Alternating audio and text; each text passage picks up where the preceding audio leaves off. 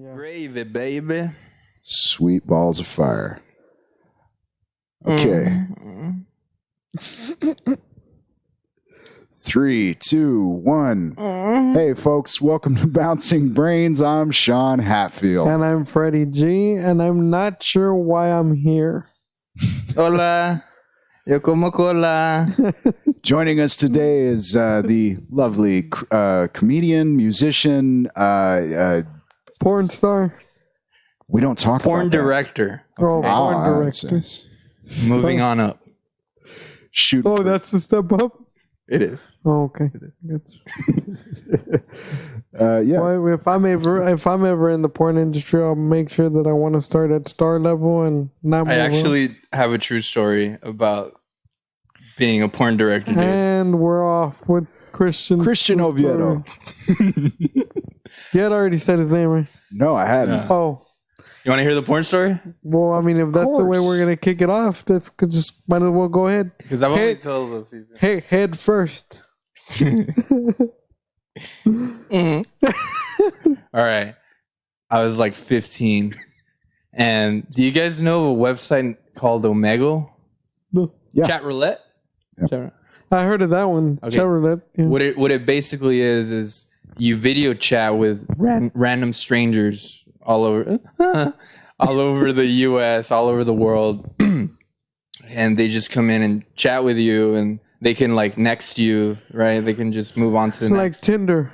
Right. Like the watered down version of Tinder. Yes. Okay. But you're interacting in real time with them on video. Yeah. And so I'm just nexting.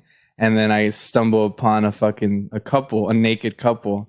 And they don't next me. So we're just locked into this thing.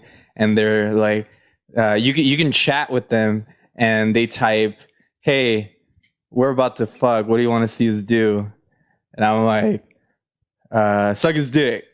And so it starts giving him a blowjob. Oh, she started doing it for real? Yeah, dude. Starts sucking his dick. And then it's like, now fuck doggy style, right? So then they were like on a couch fucking doggy style. And now I'm like, fuck her missionary. Like, I'm just telling them what to do.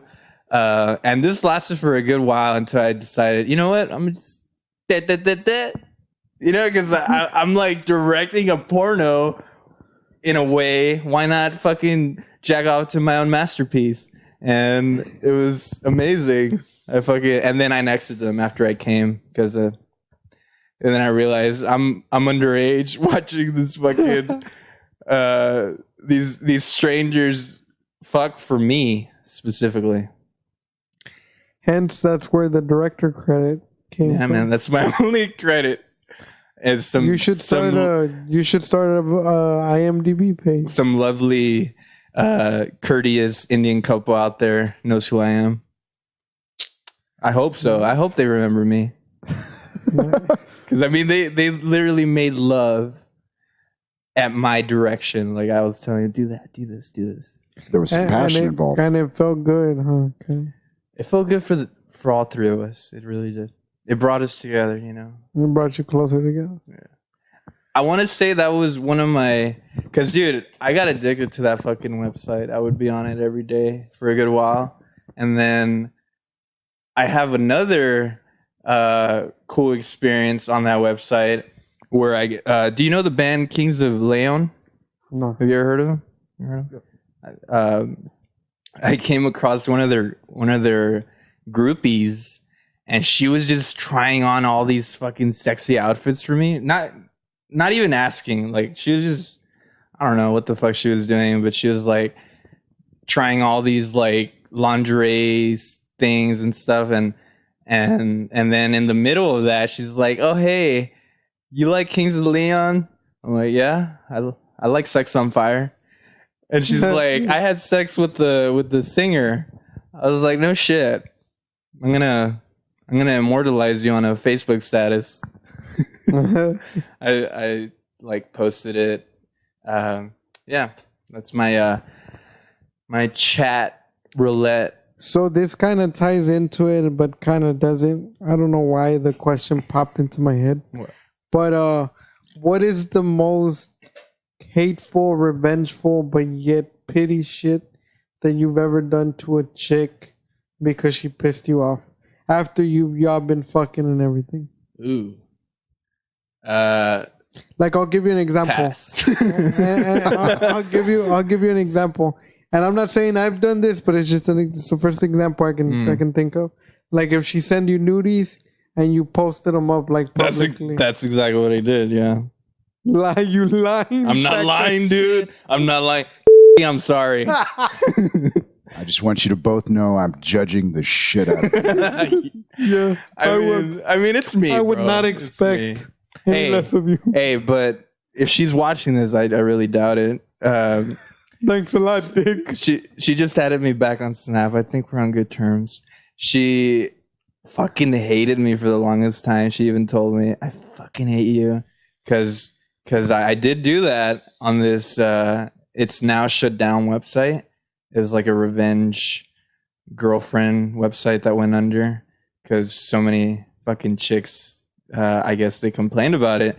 Well, there are laws now, man. I don't know if Texas has them, but they're yeah, man. There's laws where you can't do that shit now. Well, I did it fucking years ago after we Thank broke you for up. clearing that up. I appreciate it. And she found out about it. She found out about it because all these fucking pervs started adding her, and one of them sent her a picture of her tits that I had uploaded and was like, "Oh, you have a nice smile," or something stupid, something like it doesn't even show her face, and he's like, "Oh, nice smile," and she's like, "You fucking asshole, you fucking leaked them, didn't you?" And I don't know how.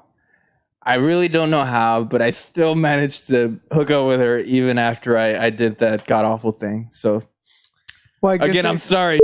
I guess it turned out, good for the both of you. Yeah. I'm asking that shit because yesterday, I think, I was watching. Have you ever seen that show, Web of Lies?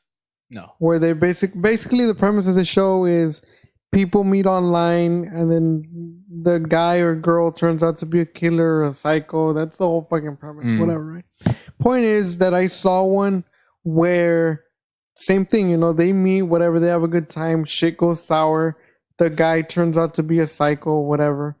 But like what really got me about this, because I had never thought of it before, the dude hated her so much and he wanted to get back at her that like what he did was he would go, and this was after like the whole harassing in the middle of the night, throwing shit, like he would literally go and take a shit in the front lawn and like stupid shit like that, right? So what this dude actually did was he created a Craigslist post back when they had the personnels. Sorry fuckers, those no longer exist. Anyway, but back then when they were still there, he would create these posts. And like he would create them like if he was her. So then he would create this real graphic message of like, I like bondage and I like it in the ass. I like all kinds of toys in me, and I like to be I like to get fucked while somebody else is watching. And then he would put her address and her location of where she could be found. So all these random ass people, bro, started hitting her up literally at her address, bro, like banging on her door, and they were like, "Hey, I want to fuck." Like, she was crazy, that's gotcha. Putting the physical address. So and the crazy part about it is that when they caught this dude, they just gave him 6 months in county jail and like 40 hours of like mandatory counseling and shit. Man. Well, up until they had the laws in place about the whole revenge porn thing, man, I would assume what he was getting time for would be the shitting and the stalking. Yeah, I mean, if she had the stalking was she already had the restraining order on him. The stalking was like the heaviest charge that he had, just the stalking. I mean, I would think the more damage he did was putting that ad and all that stuff, dude. That's gotcha. Well, that was the thing, man, is they had the loopholes in the law where it wasn't technically, it's like you gave him the pictures or whatever it would be. Oh, so he had, that's the other thing, he had naked pictures on her. So on the Craigslist post, like he would post the pictures with that message. And the thing that sucked was that like she lived in a trailer where there are 2 kids. So like people would go like in the middle of the night and she'd be scared shitless there with her kids and shit. See, now that's how some poor pervert gets shot in the dark. Yeah. Believe it or not, though, I did repent for what I did. Did you pull him down? Chingo. I mean, obviously at that point they're already out there, but like, did you actually? Yes, you went back and then she, she sent me this fucking long ass text saying how much she hated me, and then I had already felt guilty about it, but then I went to that website. I just kept reporting and flagging on those pictures. I got them taken down. Not only did I get them taken down, I managed to get one of the profiles shut down that had they had shared it a shitload, dude. It had gotten over like 1,000 shares just for her tits, and it was, you've heard of Tumblr, right? Oh yeah, Tumblr. So after that website went under, those same fucking perverts. So Tumblr doesn't exist anymore? Yeah, it does. I'm talking about another website. Oh, okay. That other website went under, that revenge porn one. So then they migrated to Tumblr, So I managed to get the Tumblr profile shut down. So you're welcome. I can't undo the damage, but I helped with that, and then she forgave me. She's like, damn, that's crazy. You have a dark past, bro. I do. I thought that's why I was like, pass.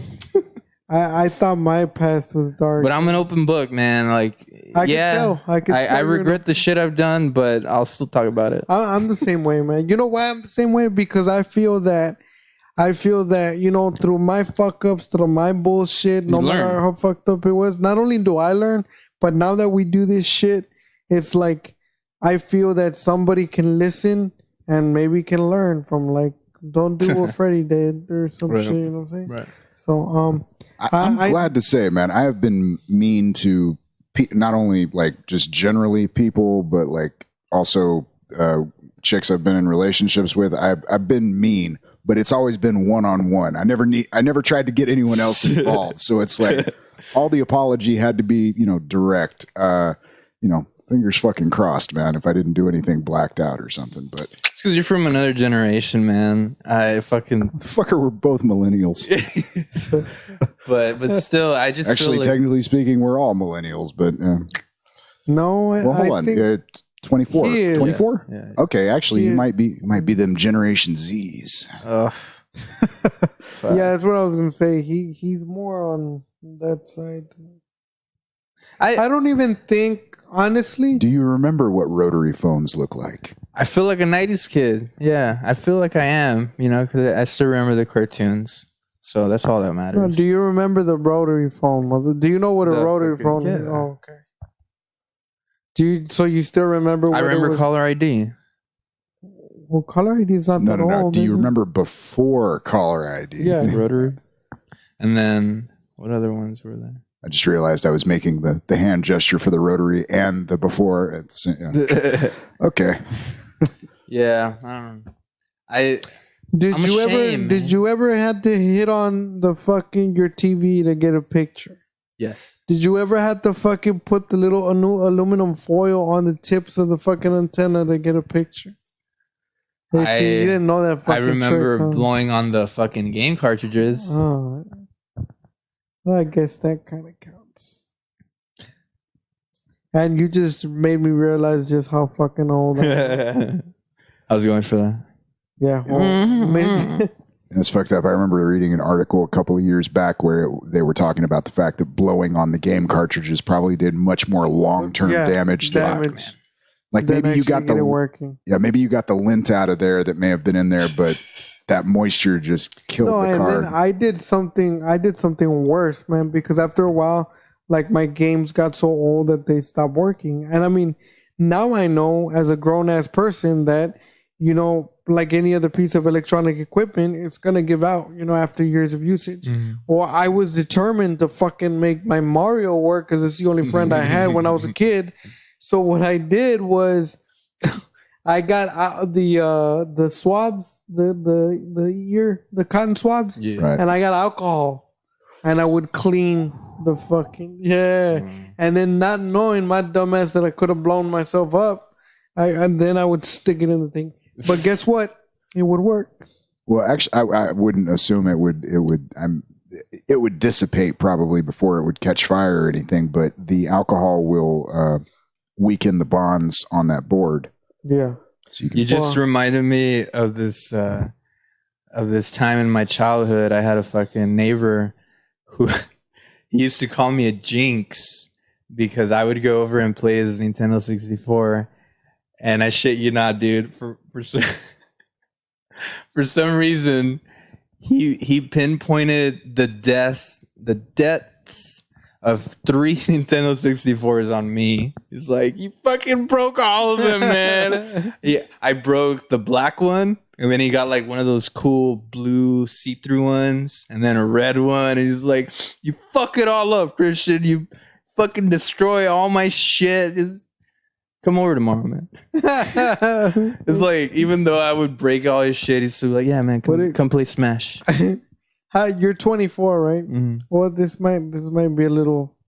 You're not that old, but I was gonna say, what is your favorite childhood memory that you can remember, that like you've never forgotten, and that if you could think, and if you could actually go back and relive that for one day, what would it be? I saw my first pair of tits at the fucking when the Spurs won the championship at San Antonio. Celebratory tits. Yes, the best kind of tits. Enthusiastic tits. Dude, I want to say like 12. And I was with Mario. He used to live up there in San Antonio. He had an apartment, and we saw the fucking playoffs at like a McDonald's near the motel. It was a McDonald's near his place, and we were watching the game there. They won. People went fucking apeshit, and then we're getting a cab back to his place, and then traffic had us stuck there, and I just remember looking to the right of the window, and I just see titties. And I'm like, hey, I grew up. I grew up right at that moment. You know? You said I grew up. Could feel that first chest hair just. Yeah. And I remember it was one chick that flashed, and then one chick she had I don't know if I'm making this up in my brain because I want to, but I could have sworn I saw a fully nude chick, dude. I saw bush too. But maybe I'm wrong. I know for sure I saw tits. I know a chick fucking was just going around flashing the fucking cars. So that's crazy. Yeah. And my brother's there to what do you call it? To verify. Yeah. To verify that. He can corroborate your story. Yeah, pretty much is what he's saying. Well, that's some crazy shit. I totally did not expect that. I expected you to maybe fucking talk about a tire swing or some shit. Nope, titties. Dude, and like I had a joke about that for a while. Whenever the fucking Spurs are like in the playoffs, I used to, bring that up and use that as a joke if I ever was in a show with my bro. I'd be like, yeah, fucking, I love the Spurs, but it's not just because I'm from Texas. It's because, and then I go into that story because I saw tits because of them winning a fucking championship. So, fucking love the Spurs, man. The Spurs are responsible for me losing my virginity, if it's such a thing. My titty vision. Virginity. Considering what some of the Spurs fans look like, but it's like that Ron White bit, You seen one pair of tits, you want to see the rest of them. Pretty much. Pretty fucking much. It's true, dude, because I got some soft nudes earlier. Some random chick sent me a snap, pretty much whoring herself. Is like, hey, selling nudes, donate to my PayPal. I'm like, sample?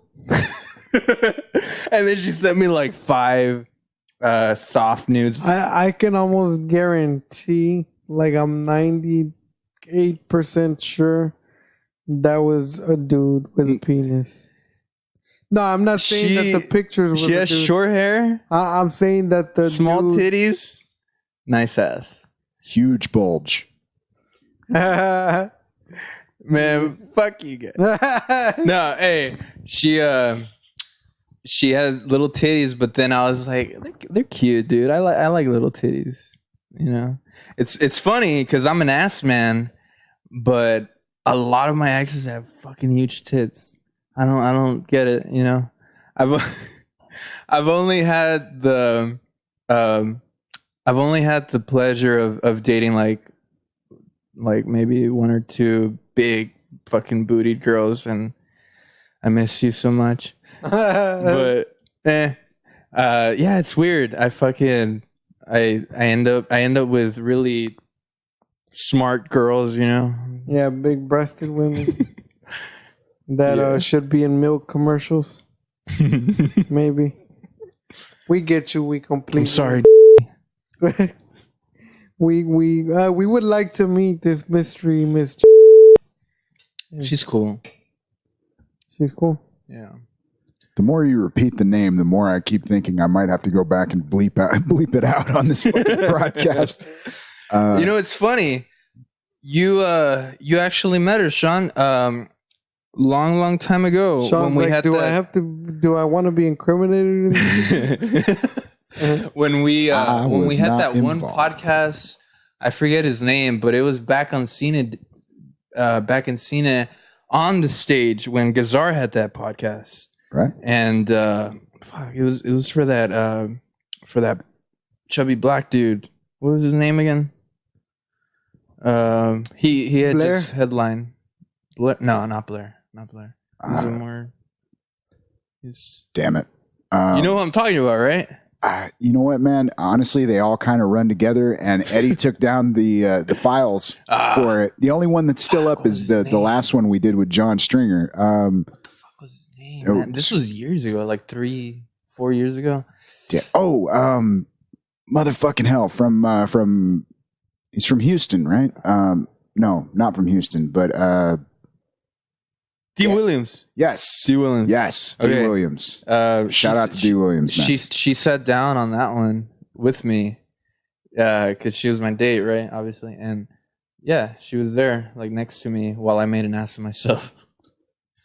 I'll be real honest with you, Christian. I was doing a lot of drinking at that point in time. I don't even remember most of those podcasts, man. No, I know I did them because there was evidence. I only remember them because they kind of traumatized me. That one was just bad, dude. I was just like, every little comment I made would just be silent, and D would look at me like, I fucking regret you opening up for me. I'm like, I regret me too, man. By the way, I don't know why I'm bringing... Well, maybe because of the drinking, but I don't know why I'm bringing this up right now exactly, but I finally got to see that episode on the podcast of Joe Rogan where he gets shit-faced with... Elon Musk? With Shane Smith. There you go, yeah. I saw it, man. And they do, bro. They get shit-faced. Oh, yeah. I've never seen the video, man. I've just listened to the audio. No, did you see the one where he smoked with Elon Musk? Yeah. I'm about a quarter of the way into that one right now. So they haven't lit up yet? No, they've just started the drinking, and you can notice when the whiskey starts to hit Musk because he starts to get flush and his speech pattern starts to get more natural. Yeah. Dude, he's a billionaire, right? Yeah. He's the coolest billionaire right now. You think? The coolest one. Yeah, man. Fuck Zuckerberg. Well, I mean, I wouldn't aim for Zuckerberg as the coolest billionaire. Well, I only say cool because he was one of the youngest ones, right? Is he younger? No, wait. Mark is younger. Mark's the youngest so far. No. Oh, so he's younger than Musk? Yeah. Oh shit. He's not cool though. Because Musk is reptilian motherfucker. Musk is I think 47. But he's banging Grimes, who's like what 20 some? No. Oh, Grimes. Maybe early 30s. Took me a second. I was like, what kind of weird slang are you using, child? Yeah, no, that goth chick with pretty nice titties. The only reason I know who she is there's a UK rapper that sampled one of her songs for a track that I like really, really dig. What rapper? Scroobius Pip, I think.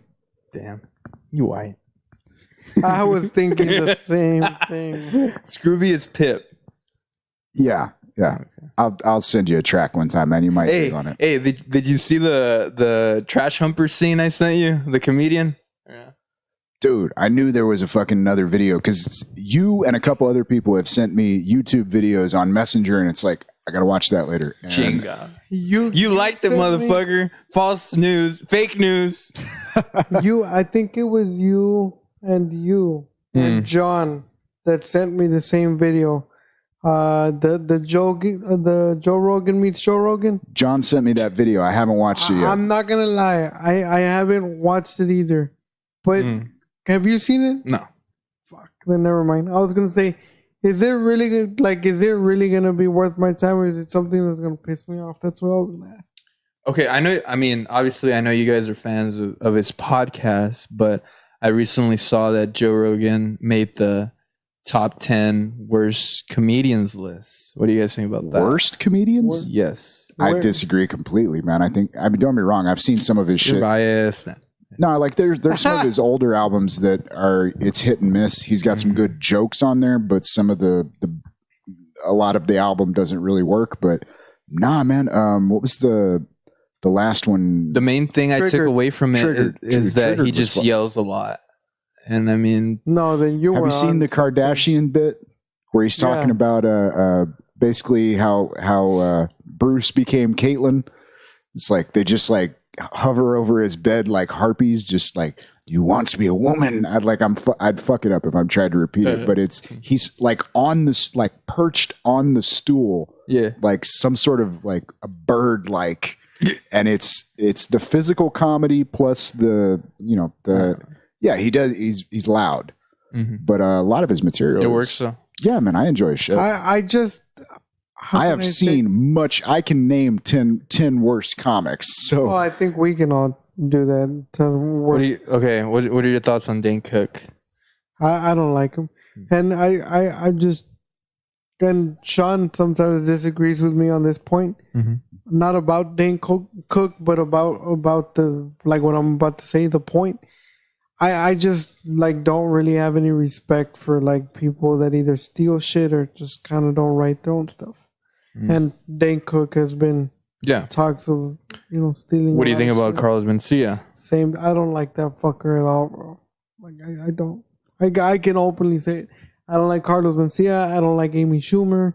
And Amy Schumer, I don't like her because she's just not funny. She as a stand-up comic, she's not funny. And then later, I found out, like after I figured out that she wasn't funny, I found out that she also steals shit. So. And I saw a YouTube video. It was, dude, I want to say at least 20 jokes of her stealing. Like, it's a clip of her saying a joke and then the original one, right? The original one. She stole from Patrice O'Neal, from Ellen, from all these fucking people. And she had the balls to steal Ellen's joke in front of Ellen on her show. Oh, dude, that's Jesus. What the Have you ever seen Ellen's old stuff from like the 90s, like her stand-up show, the early 90s, 80s? Yeah, I've seen some. Yeah, man, she was pretty solid. Like, don't get me wrong, I don't watch her show or any of that stuff. I mean, dude, it's like well, not so much. I was going to say like Rosie O'Donnell, but like honestly, she's on the list. The top 10 worst. Oh, dude, I tried to go back and Do you remember the list or no? Because I haven't seen it. Yeah. Fuck. Are you sure you remember all 10? I can pull it up. Schumer was on it. Cook was on it. Mencia was on it. So far, I agree completely with those three. Rogan was on it. That sounds like a spiteful vote right there. Yeah. But yeah, it's I used to enjoy that one HBO special that Rosie O'Donnell did, where she came out in like the sports jacket and the baseball cap and shit. And then I tried to go back and rewatch it, and I was like, yeah, no, I was just really young. I mean, I want to say that was before she came out of the closet, so she was just doing the whole tomboy act thing. Actually, fascinating enough, man. Have you seen the interview that she did with Rogan a couple of years back? Who, Ellen? No, Rosie O'Donnell. Oh, she did an interview with... I know he was trying to get her back on the podcast, but he said that he reached out to her twice and that she told him that... She literally told him that she really wasn't in the mindset to... Like, in the mind state to, like, do a podcast. So she's like, can I just get back to you later? And they haven't... Because supposedly, according to Rogan himself, like, they're really good friends. It was a really good interview. I guess at some point she kind of moved away from the talk show format and was doing more of a Larry King type of, across the table. And it was really good, man. Like she wasn't trying to bring the funny into it. And I mean, if you've watched enough Rogan, like he'll jump into the conversation without trying to, get the zinger in there. So yeah, it was a good interview, man. Dane Cook's number 1, Schumer's 2, Mencia's 3. Number 4 is Sarah Silverman. 5, Larry the Cable Guy. I agree. 6, Jeff Foxworthy. 7, Rosie. 8, Carrot Top. 9, Jeff Dunham.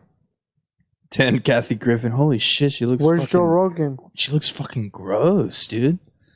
That doesn't even look like Kathy. That looks like... You see that? Yeah.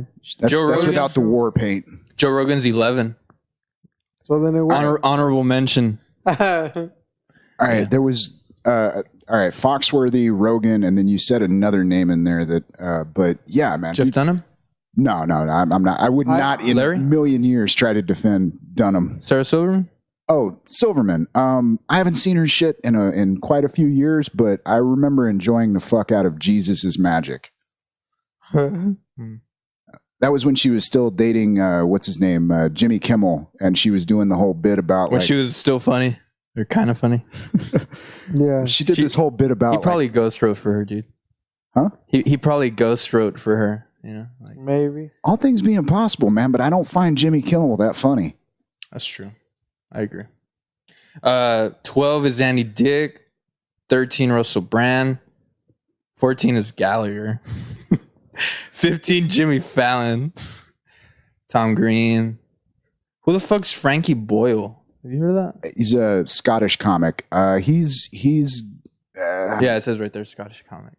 Yeah, he's one of those like really crass, very blue comic, man. I don't enjoy all of his stuff, man, but yeah, man, there's a couple names on there that I would definitely have issue with. No, most of them I would say, yeah, man, fucking Dunham, fucking most of them. I agree with it. Like really, really most of them. I only disagree with 2. I mean, as far as you've gone down the list, yeah. And this is where me and Sean disagree as Which well. ones do you disagree? I disagree with Rogan. I wouldn't consider him a worse comic. And Dunham for being a ventriloquist, I think he does a great job, and I feel he's actually funny. I'll be honest, Dunham and what was that other one? Mencia. I'm ashamedly gonna admit I kind of like Mencia when I was like 8, dude. So, but Dunham, I liked him. And then I was gonna say Frank Caliendo is 18, the Mad TV guy. Do you know him? Yeah. But I didn't even know he did stand up. Yeah, man, that's all those impressions that he does, like the John Madden and all that stuff. He was doing that stuff on stage, man. Oh shit! And then after him is Pauly Shore. I saw him live. 20 is Eddie Izzard. I don't know who that is. Oh, come on, man. I don't know. All right, yeah. I got issues now, man. Fucking Pauly Shore, I can like as far as stand up. I agree with it. Too. I've managed to never see the N-word on stage. Well, I mean, all that, like, even if you take that aside, like, his material is not, like, he has this Pamela Anderson bit, and I'm going to tell you the bit. Okay. Yeah, it's like having Pamela Anderson suck my dick and her big tits hanging, and me looking down at her when she's sucking my dick. Yeah, baby. That's it. It's kind of funnier when you say it than when he did it. And he actually performed that bit live. You saw him live here Yeah. too? Oh shit! When he was here? Yeah. Oh wow! Yeah. I took a group And selfie it was, with him. That was it. Like that was, and then he I don't know if you remember, but right after he said that last year, he literally, because he did that at the very tip, the front of the stage, and then right after he said that last year, he just like, because I was waiting for like a punchline, something, Yeah. and I was like, okay, and then he just like walked away to the back to get his water and drink the water. He came back and he started another bit. And I was like, what the fuck happened to the punchline? Chinga. Yeah. You forgot something? Yeah. Yeah, so Your humor. so, you seen I'm Dying up here? Yeah. I saw, You like it? I really I do, saw the man. first I two don't- episodes. It's I'm got, like- it's got some cheese on it, man, but Yeah. I feel like it's trying too hard. I haven't even gone through the whole pilot yet. I don't know. Oh, really? You're still on the first season? Yeah, dude. Okay. Maybe it's because the guy that recommended it to me kind of ruined it. Or he ruined it just by existing. Fuck you, Jaime. Yeah. But no, I mean, it looks like it has potential. I mean, what is it, 2-3 seasons now? Yeah. They wrapped up the second season a few months back. I'll be honest, one of the reasons I enjoy it is because I'm a bit of a geek when it comes to the whole LA history behind the Comedy Store and all that, and some of the things they're referencing throughout there. And She died last year, right? Or this year? yeah, Mitzi Shore died last year. Yeah, last year.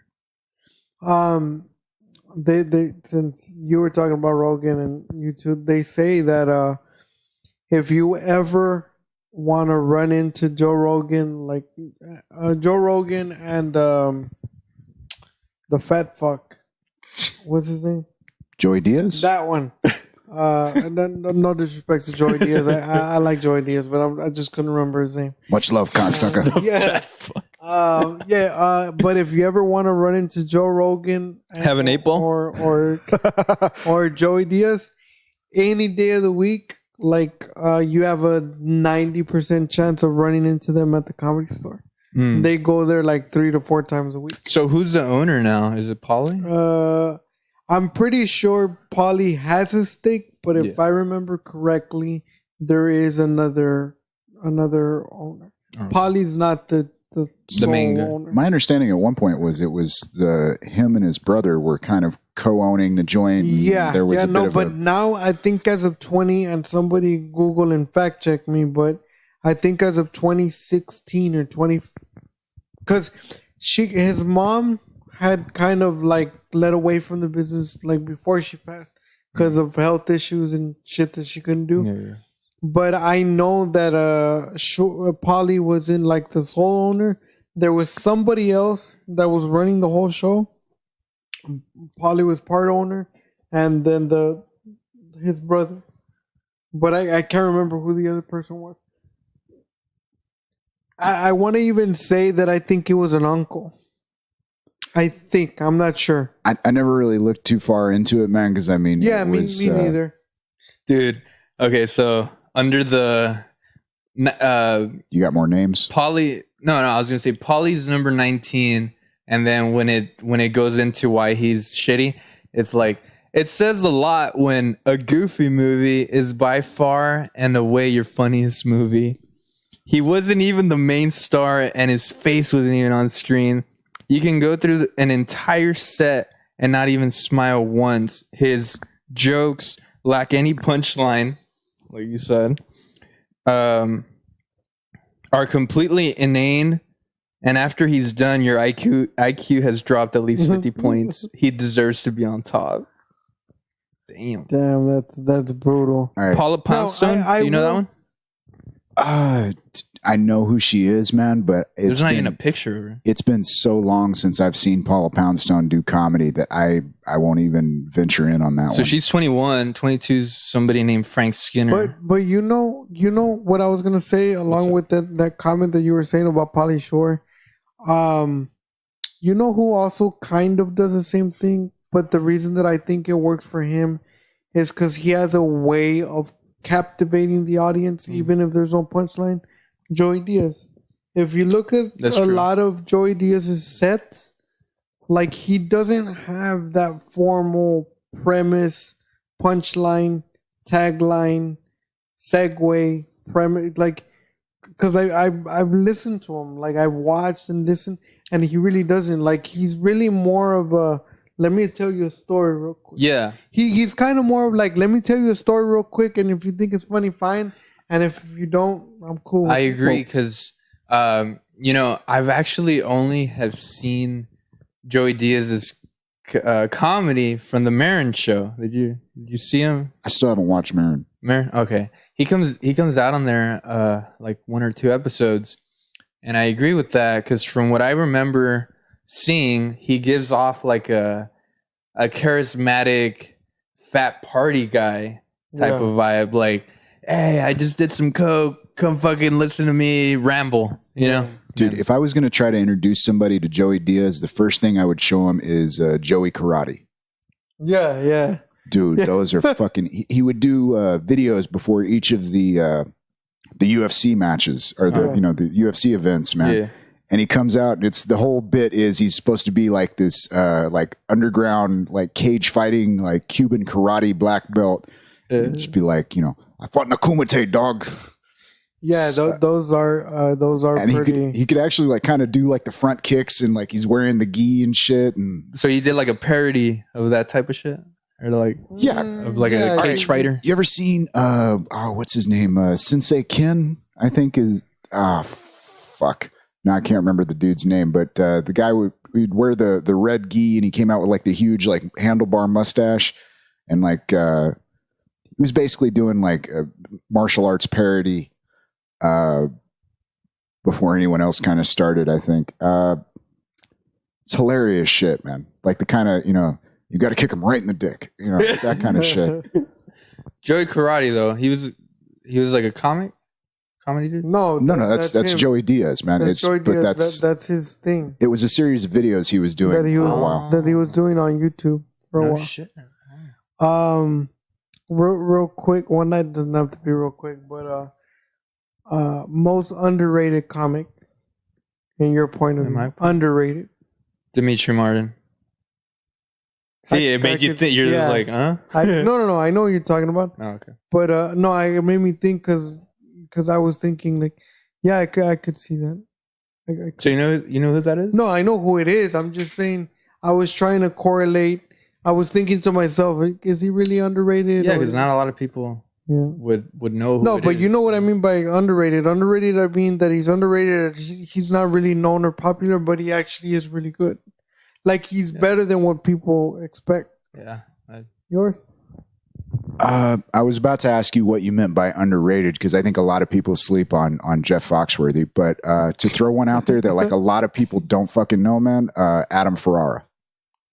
I'm not even gonna lie. I don't know what the fuck that is. Yes, that's what I'm saying. Can you name something? Maybe it'll ring a bell. Did you ever watch the show about the firefighters that Dennis Leary was doing? Rescue Me? Yeah. Okay, he was the one who played the lieutenant, I think. Shit, man. I'm trying to remember like something else he would have been in, man. But yeah, man. I just remember watching. He had a couple. I want to say at least a couple of half-hour Comedy Central specials that were just fucking great, man. Like Adam what? Adam. I want to say it was Ferrara. Ferrara. Okay. Cool, man. Mine would be Theo Von. Theo Von. How do you spell that? Theo. Von. Oh, Theo Von. Theo Von. I really think that he's underrated. I think his defining humorous characteristic is that he's just awkward as fuck, dude. Like, he's awkward. Like, I think that if he was sitting here, he would make you feel uncomfortable. Because he's just fucking awkward. Like, he's just... Like, these are his conversations. Like, this is his kind of conversation. Like, do you ever just feel like what makes you feel a feeling? And then you start feeling that feeling and you're like, what is this feeling about? Like, if I was me, would I still feel this? What the fuck did you just say? when he was with Rogan on the podcast the last time? Yeah. Even Rogan was like, well, shit, man, you know, because he's real. You've never seen him? He has a Netflix special And a mullet. and a mullet. Really? Yes. Oh, so you know who it is? Oh, yeah. No. It kind of sounds familiar, but You should watch his podcast, bro. I think he has one of the most underrated one-man podcast shows. I mean, he brings on guests as well. Yeah. But when he doesn't have a guest, he does it by himself. And he could like somehow, dude, do 2-hour podcast by himself, pulls it off. Like, he keeps you entertained. Oh, okay. Like the other day, he talked for like 20 minutes about water condoms. He was like, wouldn't you think it would be a good idea to like have a water condom? A water condom that you can wear. Have water condom fights. Yeah, no, he was like, and maybe you can use underwater, but then water wouldn't go in because there's other water in there. I was like, what? I literally felt like I was being brain fucked with a water condom. You know who I'm? It's a show, but I'm really into that basket show. Have you seen that? I haven't. No. Zach Galifianakis, man, he's fucking. Oh yeah. He's fucking. Oh man, I just love seeing that. Like, what do you call it? Real physical depreciation. No, self-decrepit. No, how do you say it? Depreciating. Self-deprecate. There, I got it. Fuck, I fucked it up. Self-deprecate humor when they just make an ass of themselves. I love that shit, dude. And well, it's kind of like what I do on stage when everything else fails. You know, it's funny, man. The first time I saw Galifianakis, I mean, don't get me wrong. I thought he was going to say me. The first time I saw I had questions. I had a lot of questions. He limped over, and I was like, what's he going to say? But no, I was going to say the, Live from the Purple Onion, the one where he's on the piano. That one's fucking great. But the first time I ever saw Galifianakis was on the Showtime show, Bored to Death. Yeah, dude. Yeah. Yes. And he plays kind of a straight character on that one. He does. He's a little ditzy, but he's actually playing the straight man on that one. Gay? No, straight man, comedy-wise. You have the heel and the straight but man. He's not gay. No. Oh, I thought that's what you meant. He means straight as in like he's not trying to get the joke. He wasn't the known character that he usually does. He's just I got you. Kind of. He's not the goofball. He wasn't even trying to be that comedian, that comical in that one, right? He was like, no. From what I remember, he had some joke. I mean, like he got a few like lines, but they were kind of dry compared to his known stuff. You know, like it was actually kind of funny. They had what's his name, the guy that used to play the lead bartender on Cheers. Fuck it, doesn't matter. The gray hair dude. Yeah. They actually made him kind of the comic relief. I'm sorry, Freddy. You're like I can't relate because I never saw that show. But that show, I didn't see all of it, but I remember it was a pretty good show, man. I liked it. It got a little weird. They ended off on like an incest storyline, and then they just kind of ended, and it was like, what happened with the incest? They only had 2 seasons. From all the I want to say they had 3, but I could be wrong. From all the sitcoms that you've ever watched, from long as you've been living, that you can remember watching on TV, sitcoms only. Mm-hmm. Which one, if you could, which one would you bring back for one more season? Louis. For real? It's my favorite comedian. You know, and He looks so puzzled. No, I was trying to think. Cause, dude, they didn't really fucking finish it. It's kind of one of those didn't they have an issue? Shoulda, coulda. They had a. Well, yeah. I mean, they issue him fucking jacking off in front of chicks. No, but the show finished way before that came out. Yeah, it had been off for at least like 2 seasons. Yeah. It had, but I think the idea was because he did like I want to say between the second to last and the last season, they did a pretty like a season and a half break, or maybe even yeah, that's true. And I think he did an interview at one point where he was talking about like, yeah, I'll come back and do a season when I feel like it. Did you ever see Horace and Pete? Yes, I did. Dude, that one's. And I actually saw it because of you. You showed me like a clip of it. Is that yours? Glad I could, huh? Is that yours? Is that the one that you would bring back if you could? Because that ends. That just they only made one, right? They only made the one. Yeah, and that's the one where he put up his own money, man. Like he was like, I spent $1 million on this. Yeah. And what was cool about that? Correct me if I'm wrong. He put up like the like asking price for it. It would be like $2 an episode, and the next one would be like $4. Because he got interviewed for that of why he did that.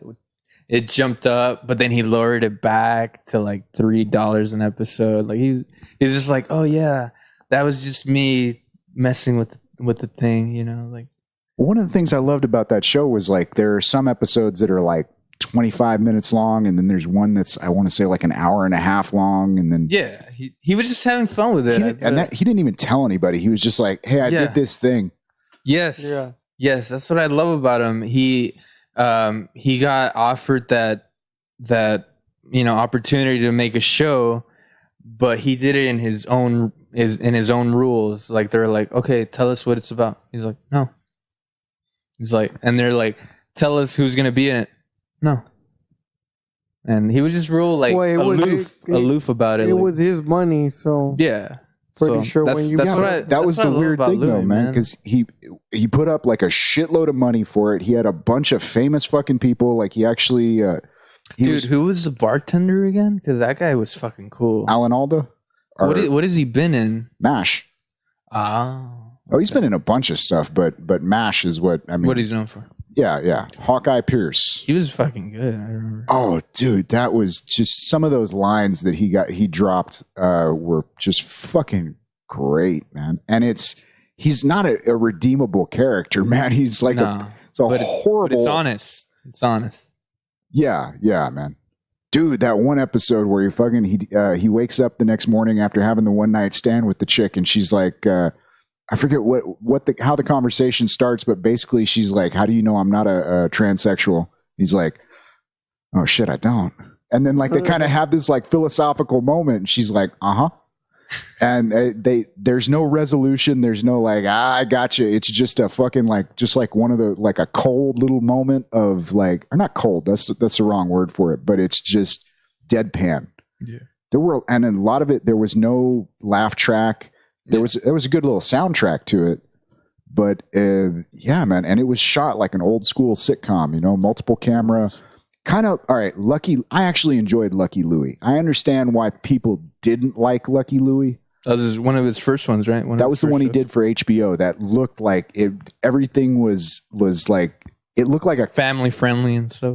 Well, no, it was no way family friendly. No? Though it had one of my favorite lines, man. The I can never remember her name, but and she was in Louis, and she was also in a couple of his other projects too. She was in. Have either of y'all seen that reoccurring one, right? That reoccurring female chick.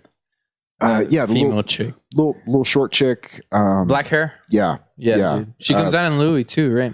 Yes. Have either of you seen "I Love You, Daddy"? No. I'm not even going to try to defend that one, man. Don't get me wrong. I hear it's a piece of shit. It's not. It is and it isn't, man. There's a lot of things where it's like there's a lot of irredeemable characters, and there's like even like, and I'm wondering. All right, if it hadn't come out when it did come out, yeah, I would have been curious to see the conversation that would have gone on around it, because it's. there's a lot of fucked up shit. And the really fucking like interesting twist is the character that you think is going to be the utterly irredeemable piece of shit kind of turns out to be like the philosophical heart of the film. Like at the end of the movie, he's kind of like him and Louis. It's the Malkovich character who is the older guy who is Malkovich was in it.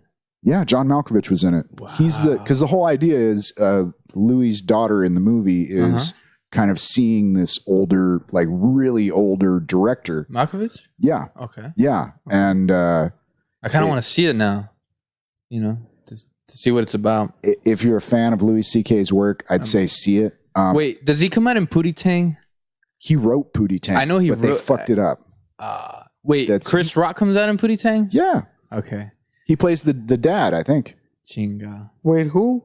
Pootie Tang is like one of the like commercial flops that Louis had, but I hear that it had potential. He came out in Pootie Tang? No, he wrote it. I think he directed it too. I could be wrong. Probably produced it or something. That's crazy. I didn't know that. I know for sure he connects with it. Like he's connected to it, but I never saw it, and I never saw I Love You Daddy either. I seen Pootie Tang. I'm a huge Louis fan, but more so for his stand-up. You know, Yeah. not his later stuff. You heard about the comeback, right? I have stayed away from reading any of the articles. Honestly, one of the things that kind of all right. You did good with that. The last time it all came up, when the article came out, and like, because I mean, I remember like when a story would come out, unnamed female comics says this happened at a festival, and everybody just kind of went, okay, and then CK didn't say anything. And then the New York Times article came out, and then he had to come out and go like, hey, look, I'm going to step back a little bit and all that. And I remember reading going through the whole thing and going like, all right, look, as a fan of the guy, I'm going to at least do the diligence, like, what is out there, what is being said and whatnot. And I remember reading through all of it and kind of coming to the fact that like, all right, yeah, man, you were being a dirty fucking scumbag, but there was also that level of like, he asked. And granted, I understand the whole thing of like, they thought he was joking, hey, can I jack off in front of you? Like if I asked y'all right now, like, hey, can I jack off? They even said it themselves. The victims are like, is he joking? Is this a thing? Well, the other thing was there were a couple of incidents where that didn't make it into those articles where female comics like went like, yeah, sure. And then like he did it, and then they went out and was like, hey, Louis C.K. just jacked off in front of me, and they had a laugh about it. And there were a couple of those stories. So it's like this was something he was doing. Reoccurring. Yeah. Clearly he went through a phase.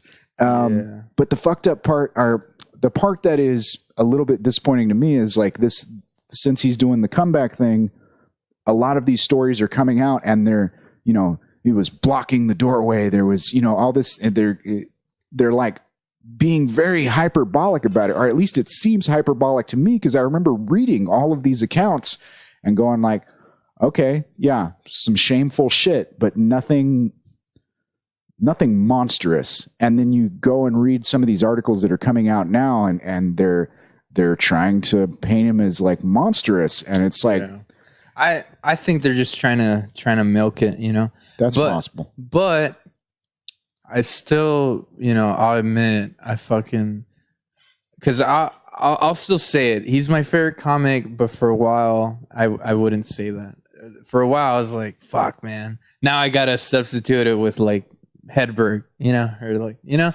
I gotta replace it with somebody that didn't do dirty shit and is dead. But fuck it, man. It is what it is. I know you don't like that saying, Sean, but it's true. Like, at least though he did own up to it. I know a lot of people were pissed and were like, what the fuck? He's doing a comeback after like a 8-9 month probation or being away from the spotlight. But fuck it, dude. A man's gotta fucking work, and I mean, what else is he gonna do? And it's not what I've always said is that like it's not like he's the first guy to do it, and he's not the last guy to do it. And there's people right now, as we speak, doing it. that are doing it. They just haven't been busted yet. Dude, what people don't realize is that one of the dirtiest places, if you could use that word to describe it, one of the dirtiest places in the world is Hollywood. Like, bunch of dirty shit, bro, goes down behind closed doors. And I mean the truth about it. And again, there's a lot of ignorant people that would say, "Oh, they would never do that." They're professionals. Like there is right now as we speak, there is high level roles being exchanged for a blowjob right now. Oh yeah, like that's the way it is. Motherfucker, you don't have to leave. Like, there's stories I've heard about the Texas comedy scene. Like, fuck it, dude. South Texas, even San Antonio, and down to us, man. That just like, oh, you're an aspiring actress. Yeah, pretty much. Jesus, man. Pretty much, man. I mean, but that, like, that's the way it is. Like, well, here's the thing: people don't fucking realize. Like, most of the dirty laundry doesn't get aired. You know what I mean? Yeah. Like, the stories get passed. Like, you know what I mean? It's like it's kind of like not completely 1-to-1 comparison, but you remember when we were doing the podcast with I think it was with Mark, man, and I basically said something along the lines of like, look, I'm never going to talk about certain shit in public because it's like that's in-house shit. But if I see someone about to like do something, like be like, come here, I'm going to tell you something. It's all on you. You got to make a judgment call. But here's the thing. Hey, can I hit you all with another story? Go for it. Okay. Rewind a year ago when, what the fuck was the name of that hurricane that hit here? Harvey, right? Harvey. The one that hit like Houston and shit? Yeah, Harvey. Okay.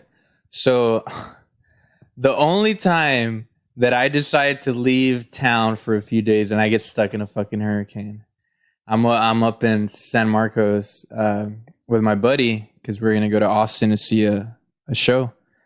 And we go see the show. It's one of my favorite bands from high school. Show's fucking badass. The band members, not so much. Fucking, why didn't you smoke weed with me?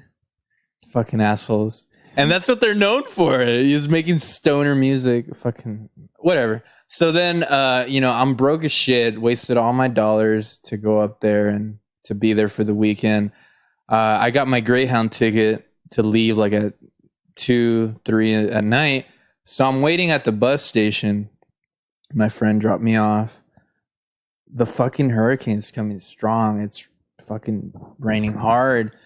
And I remember my bus got delayed. Actually, the whole next few days was postponed for buses coming in and out. And they were like, we're sorry, but we'll replace your ticket as soon as weather clears up or whatever. So I'm stuck at Greyhound. I called my friend. I'm like, dude, you got to come back, man. I'm fucking stuck here. He had already left to San Marcos. He's like, you fucking asshole. So he's on his way back to pick me up. I'm waiting at the bench. Corner of my eye, I see some, what's it called? I want to say Haitian looking dude. I don't know, man. I'm kind of inebriated. Think of the word Haitian. I'm gonna go with Haitian. Haitian looking dude talking to this young girl, really underage, and he's just like, "Hey, come eat pizza with me. Come eat pizza." And he's like trying to fucking get her to go with him. He's like, he's like sitting down next to her. He's like, come on, just come eat some pizza with me. I just remember him saying that over and over. Let's go. And she's like, no, fuck off, man. Fuck off. And I just remember saying, hey, fuck off already. I was like, fucking leave her alone. He's like, like he starts like mumbling in this gibberish, and he's like, he gets up and goes away, and I go over to her. I'm like, you okay? And she's like, yeah. That guy was being fucking creepy. You want me to suck your dick? I was like, no. I was like, no, girl. I just remember. Where are the cameras? Is this a trap? Leave me alone. Stranger danger. Stranger danger. I was just like, what the fuck? I save you from doing that, and then you want to do it? Like, what the fuck? Like, but you're like, were you like that because she was underage? Or? Yeah, dude. But she was underage for sure. Like, it looks so awkward. It looked like damn, like I don't know if she was underage, but she looked young. You know, she looked at least 17 or 18. And I was like, man, this looks bad. So I just gotta say something. So I was like pretty sure the only other person there, it was fucking dead, dude. No one was there. And I was like, fuck, man, this is annoying hearing this like exchange. And I'm just like, fuck off already, dude. The guy left. I don't know. He went to go eat his pizza. And yeah, dude, me just sitting down next to her for like a couple minutes. She's like, yeah, fuck you. Like, no. I got a ride coming. No, I'm good. Just roll up a magazine and swat her on the nose. That's funny. That shit would only happen to Christian. Crazy shit. Luckily, my friend had just came when I had like denied her. I was like, oh, nah, I'm good. I gotta go eat some pizza. This is my good friend excuse. And you made it out of the hurricane alive? Yeah. It sucked though, dude, because I felt like such a mooch. I was stuck in my friend's apartment for like, I want to say like 4 days after that. Just freeloading off of his gancitos and his free Panda Express, like, because he was working there. And did it get bad in San Marcos? I know it got a little bit bad in parts of San Antonio, but yeah. And Houston got the worst of it. Oh, Houston's getting fucked every time, man. I don't know. It's something about the way they're doing the. True. I remember making a status that I usually get at least max 10, 20 likes, but this one got 30. So I was like, Mama, we made it. And I remember I had just posted like a dumb fucking status. Like, you know, it's cool that you're helping and volunteering and all, but do you really got to fucking post selfies of you doing it? And then I put that little emoji like, and it got all these likes. I'm like, yeah, people agree, because like all these people were like, hey, donating to Houston. I was like, fuck off, man. Actually, I do remember that shit. That people were doing that. They were doing the selfie shit, and I remember that. And then somebody sent. I remember that they literally sent. They said it on the news. They were like, if you're gonna send aid, like water, towels, whatever, don't send anything in 18-wheelers. Of course, they were talking to the people that actually had money and shit to send it like by the loads, right? Not regular people like us, because you just don't have money. Loads.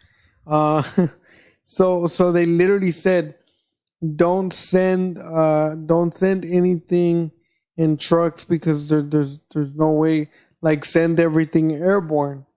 And a radio station sent $20,000 worth of water bottles in 2 18-wheelers, and the 18-wheelers could not get through to where they needed the help.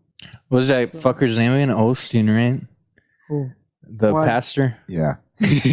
Oh, dude, I hate him for what he did to the summit, man. Yeah, man. I mean, that's the guy that locked the door. Yeah. It's funny because who the fuck was it? It's this Ron, comedian, that magician comedian that has come down here. my brothers worked with him. Fuck, I forgot his name. No, Rob. Yeah, Oh wait, not Mungle, is it? I think it's Mongol. Bald guy? No, it's not Real? Oh, okay. fuck, Rob. I don't know, but this comedian that I met recently, he put a meme. It said Joe Osteen during hurricane season, and it's like a picture of someone locking their door. Oh, I saw that. I saw his shit. Yeah, that shit was funny. And it's crazy that you said, like, for example, Joel Osteen's supposed to be a pastor and everything, and he literally like closed the door on people and shit. I don't know if y'all know him or have heard of him, but that one rapper from Atlanta, Jeezy. Jeezy. Yeah, not him. Jeezy. Well, he's originally from Atlanta. He lives out there. He has a house, but he also had or has, I don't know if he still has it, a house, a mansion in Houston. And this dude, I thought it was crazy, but this dude actually welcomes people. Opened his house, his actual like place of residence, like that's where he stayed, and he was letting like random ass people like that were on the street, like he was letting them in his house, and he was giving them pillows and shit, and he was actually, rappers are more humble, dude. He was actually letting them stay there, like he housed them for like a week or two, and he was giving them water and food and shit. So I thought that was shit. Like what I was tripping on was a simple fact that he just random people. I'll be honest with you. I wouldn't let one random person like come off the street and. Can I crush him? Yeah, I'd be like, shit. I'd be like, there's a Salvation Army, you know?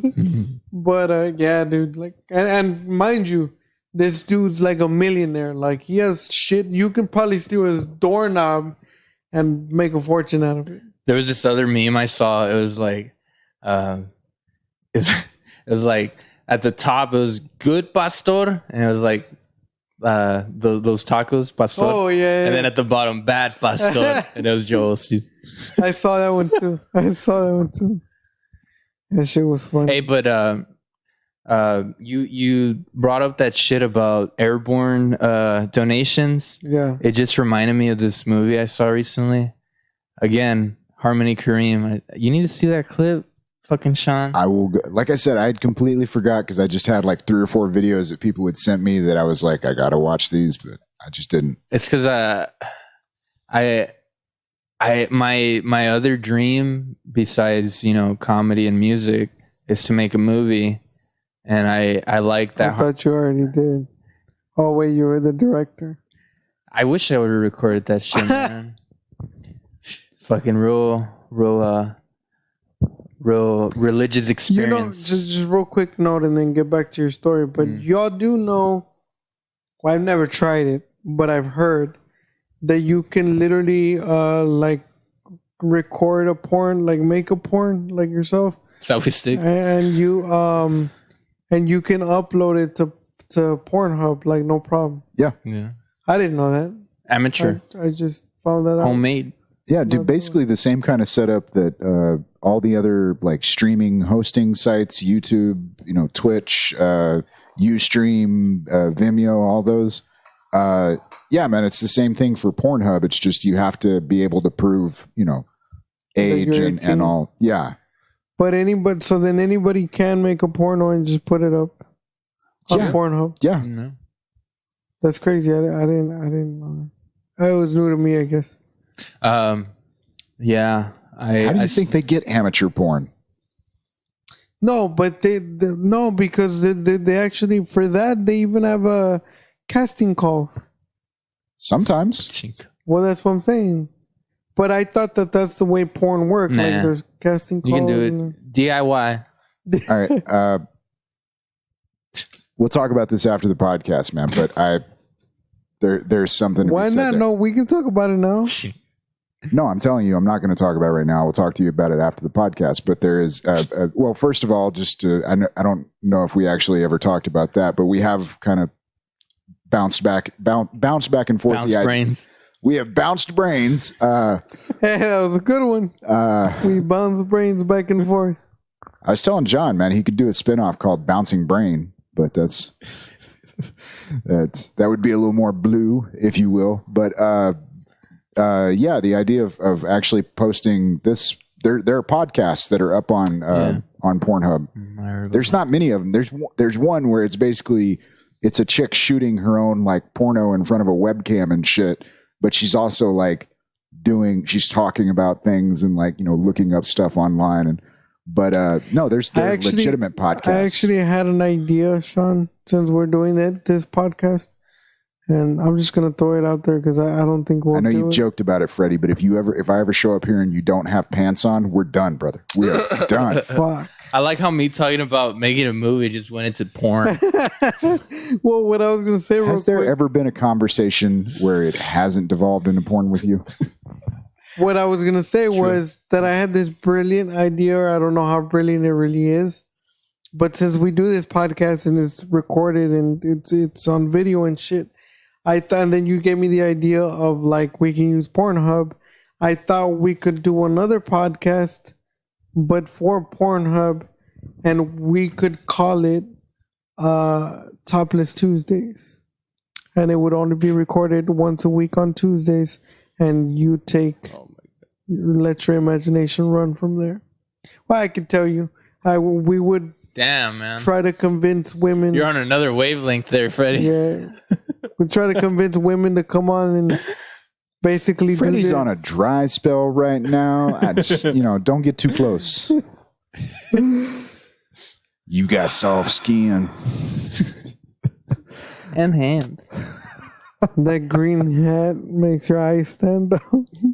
So I saw this movie called Mr. Lonely. Supposedly it's just like a pretentious piece of shit. I can kind of see why. I'll just this Harmony Korine? Or? Yeah, it is. Okay. I'll just sum it up for you. A Michael Jackson impersonator who's making a living just pandering on the streets of France meets a Marilyn Monroe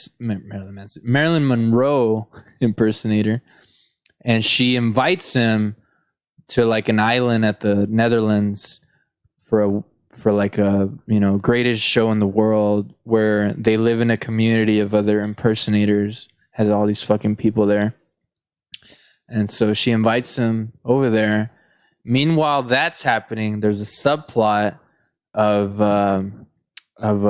a priest and a bunch of nuns flying over like third world countries, throwing fucking bags of rice and like other foods to those people over an airplane. And right now, when you mention that, the airborne shit, I thought about that. I was like, people do that shit, dude. Like those volunteer workers. And I just remember thinking, man, that was such a fucking weird movie. I mean, all of his movies are weird. I don't know if you mentioned that to me one time or if that's something I came across, but when you started the community of celebrity impersonators, that rings a real strong bell. Check it out, dude. It's weird. And where is this again? Huh? The movie? Yeah. It's called Mr. Lonely. But Lonely. It's on what? It's on Hulu. I saw it on Hulu. Thank you, Rudy. We traded memberships. Like I gave him my Netflix one for his Hulu. Nice. So I just looked up Harmony Korine on there to see if any of his movies were there. That one was on there, and then on Netflix you can see his last movie he did, Spring Breakers. You seen that one? I haven't. I've heard good things about it. James Franco's in it. Yeah, I didn't like it. You saw it? Yeah, I was too. I like his movies, but not like I fucking love them. I like his movies because they're just they're their own thing. It was with that one airheaded chick, right? Selena Gomez. That one. Yeah, she's just fucking stupid, dude. Yeah. She was so stupid that like midway through the movie they're like, let's just get rid of you. Yeah. And she just left. But I like, so far all the movies I've seen, I haven't hated any of them. I can't say that I have. But Mr. Lonely was the last one I saw. Had never seen it before, and it's still kind of it sticks with you. Like all his movies, after you watch them, they're kind of there. I don't know if you felt that way with Stream Breakers, but after I saw that movie, I saw it with my ex, and I was like, "What the fuck did I just watch?" Yeah, that's how it was. I was like, "This is," and I'll be honest. And I liked that. I liked that. Aesthetic. I did. He liked it. I didn't. Like I felt like. I just wasted. Yeah, I was like, I just wasted an hour and a half. Like you said, it's a double-edged sword. You either like it or don't. And it's not that I liked it, but it made an impression on me for me to be like, fuck, dude, I remember parts of this shit. And I think that's what counts in a movie. Like, for you to have a feeling towards it. Have you ever watched the movie, any movie, but have you ever watched the movie to where you started watching it and you're like, no, this movie's not too good. And then you're like, but I'm going to give it like 10 more minutes. Yeah. And then you get to 10 more minutes and you're like, no, it's still... No, but I'm going to go 10 more. You want to know? And then you end up watching the whole movie. Has that ever happened? You want to know? You want to know what's the longest it's taken me for me to watch a movie? 2 years. Holy shit. For me to watch a Shia LaBeouf movie. Nymphomaniac. That is one of the weirdest fucking movies I've seen. It's on Netflix. But it's good, dude. Is it? It's good. I recommend it. It's just I had a hard time sitting down through it because it's like, fuck, man. Like, what am I watching? It's a long movie, isn't it? It's also really long. How long is it? It's 2 parts. It's like 4 hours in total. The first one's 2. The other one's 2. But isn't there like 4 movies? No, it's just 2. Part 1 and part 2. Okay. Yeah. But it took me like 2 years, maybe 3, to see the whole thing. Like parts and parts of it, of course. But I remember leaving off on one part for the longest time, and I was like, I don't really want to keep watching it, but I kind of do. And then I finally finished it, and it was a good fucking ending. I liked it. And I mean, it's not like, wow, it's not like, holy shit, but I like the idea of it, like how it comes together and how it ends. I really like the ending. So I've never sat. Check that one out. I want to say the director is Lars van Trier or something like that. I don't know. And there are a couple of his movies that I've never made it. I've never made it all the way through any of his movies, but it's one of those where I'm fascinated by the man's work. Yeah. But it's just like he did one with William Dafoe called Antichrist. That's another one. I never saw the whole thing, but I hear it's good, and it started good too. It's like, what the fuck, dude? The whole, Yeah, it's a couple out in the woods. Baby dying. They're trying to like fix their marriage somehow. That's what I remember. Maybe because like it was like, damn, a good start. Good as in like, holy shit, what the fuck was that? Kid dying, and then spoilers alert. And then it kind of just went kind of down it went slow, as in like, fuck, man, there was nothing really. Maybe I should have kept watching, but the whole couple exchange, I wasn't like captivated by it. I wasn't like, oh man, I got to keep watching. It got stale. Yeah. And it's not the same with Nymphomaniac as much. It's just like, fuck, man, like where's this going? Yeah, it's just one of those movies that makes you feel weird. Like, right. Well, one of the interesting things about Nymphomania, because I remember like reading a lot of the press about it and seeing a few of the clips, was that it's like full on like porno style, right? Like there is, but the thing was they actually filmed the pornographic sections of it using adult actors and porn stars basically, and then kind of superimpose that over the actual actors in the film. Oh. So it looks like they're really fucking. Yeah, but it's professionals are doing the fucking. I would have actually believed if the actual actors were fucking. But. Well, that was one of the things I found so fascinating about it, because I saw some of those clips and I'm like, holy shit, you can't tell, man. Yeah, it's true, dude.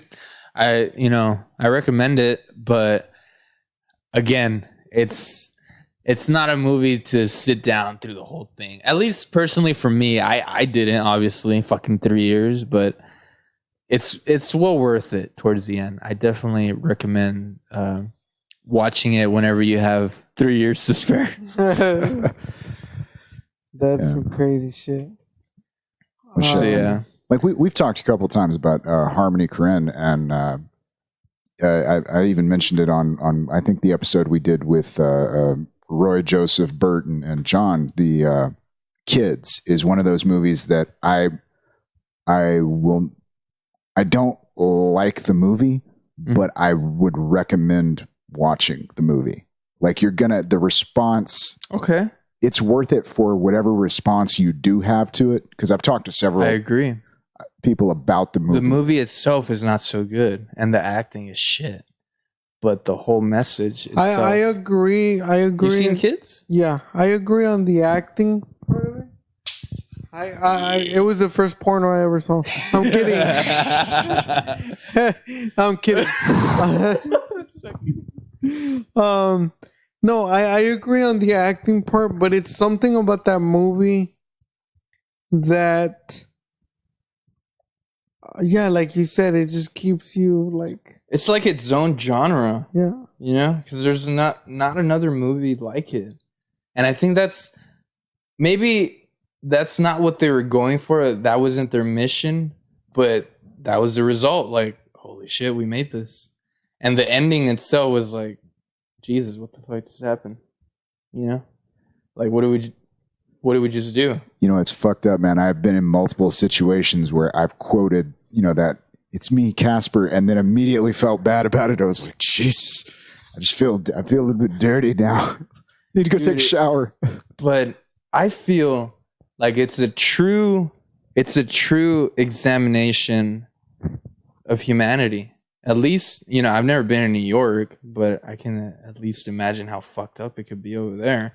And it's a true examination of like how raw and how emotionless people can really be, how low someone can get and just continue living carefree or like guilt free. A lot of that is through the whole movie. You see all these things that you would see in everyday life, but on the silver screen or wherever the fuck you see the movie on. And maybe that's why it made such an impression on me. And I saw it so young too. I saw like 14, 15, and I was like, dude, this is what life is going to be. Dude, I want to say I was probably 9 or 10 when I saw that. Shit, I mean, dude. that around that age, man. Because it came out in the 90s, right? Yeah. I think it came out in 93, if I'm not mistaken. Yeah. 93. Dude, and that was one of Harmony's first movies. I thought it was his first one. And he comes out in it. Did you know that? No, he comes out. He's the guy that gave the pill to the chick. Dude, that gets. I haven't seen that movie, and that's one of the reasons I would recommend watching it. Is I haven't seen that movie in probably more than 10 years, and it's still in there. You know what I mean? There you go. And here's the other thing, man. The farther I respect the guy. The farther away, because when I first saw it, I was younger than all the characters in that movie, and the farther I get away from that movie, like going back and looking at it, it's like kids. They're fucking kids. You know what I mean? Like they're. A lot of those characters were still young enough that, like, and a lot of the actors and actresses. Did you know that? It's funny that you say actors when they actually weren't. They were real a lot of them people, weren't. Dude. Yeah, they were real people, unexperienced as shit, and that's what I admire about. But some of them, I mean, some of them did go on. They went on. Rosario, right? Oh yeah. But no, most of them were unexperienced and fuck. Well, Casper ended up killing himself, but he didn't come out in that many of films, and none of them did. He came out in Next Friday. Yeah, Next Friday. Yeah, that was him. That was dude. The one that. Jesus, man. We talked about this before. We talked about Next Friday, but I didn't know that was the actor. I told you that. I told that was what the conversation was about when we did that episode. There was a lot going on in that conversation. Justin something. Yeah, he's the one that I told you that he filmed next Friday, and real shortly after they wrapped up filming, like literally like 2 to 3 weeks later, he killed himself because his Baby girlfriend at the time cheated on him, and she told him, and he just couldn't take it, so he just shot himself. No, he hung himself. Or he hung himself. I'm sorry, yeah. But so that's what's cool about Kareem. He gets real life people. He doesn't get, fucking trained actors to be in his thing. And so there's some controversy about that I've read, that he's exposing, people that are in poverty, or that, exposing or exploiting. Exploiting. There we go. Exploiting. That he's not doing a good thing with that, but I think it's cool, man. Like, I never made it all the way through Gummo. Like that one. You haven't? No, that one just like at a certain point, I can't even remember the bit that I did watch, because it just at a certain point I was like my skin was crawling. I'm just so like, look, I can't. I'm gonna say 2 parts from Kids and Gummo that have stuck with me, because to this day I always think of these lines and I'm like, fuck, man, that's good. Kids, there's a part where the chicks that has AIDS is in the taxi. She's in the back seat and she's like real depressed and shit. She just found out she got AIDS, and the driver is like, seeing on the rearview mirror, she's all bummed out, and it's like, you okay? Right. And he's like, hey, I'll tell you something that my grandma told me. If you want to be happy, if you ever just want to be happy, don't think. If you want to be happy, just don't think. And I was like, fuck, man, it's kind of deep, And then Gummo, this isn't that deep, but it is what it is, whatever you want to do with it. There's a part where the narrator is saying, life is beautiful. It really is. Without life, you would be dead. It's like, it's not deep, but I don't know. I'm not like. It's like that one other line in one of those. What movie is it? It's a foreign movie too. Which one? And I love that line. And now you see it in T-shirts and shit like that.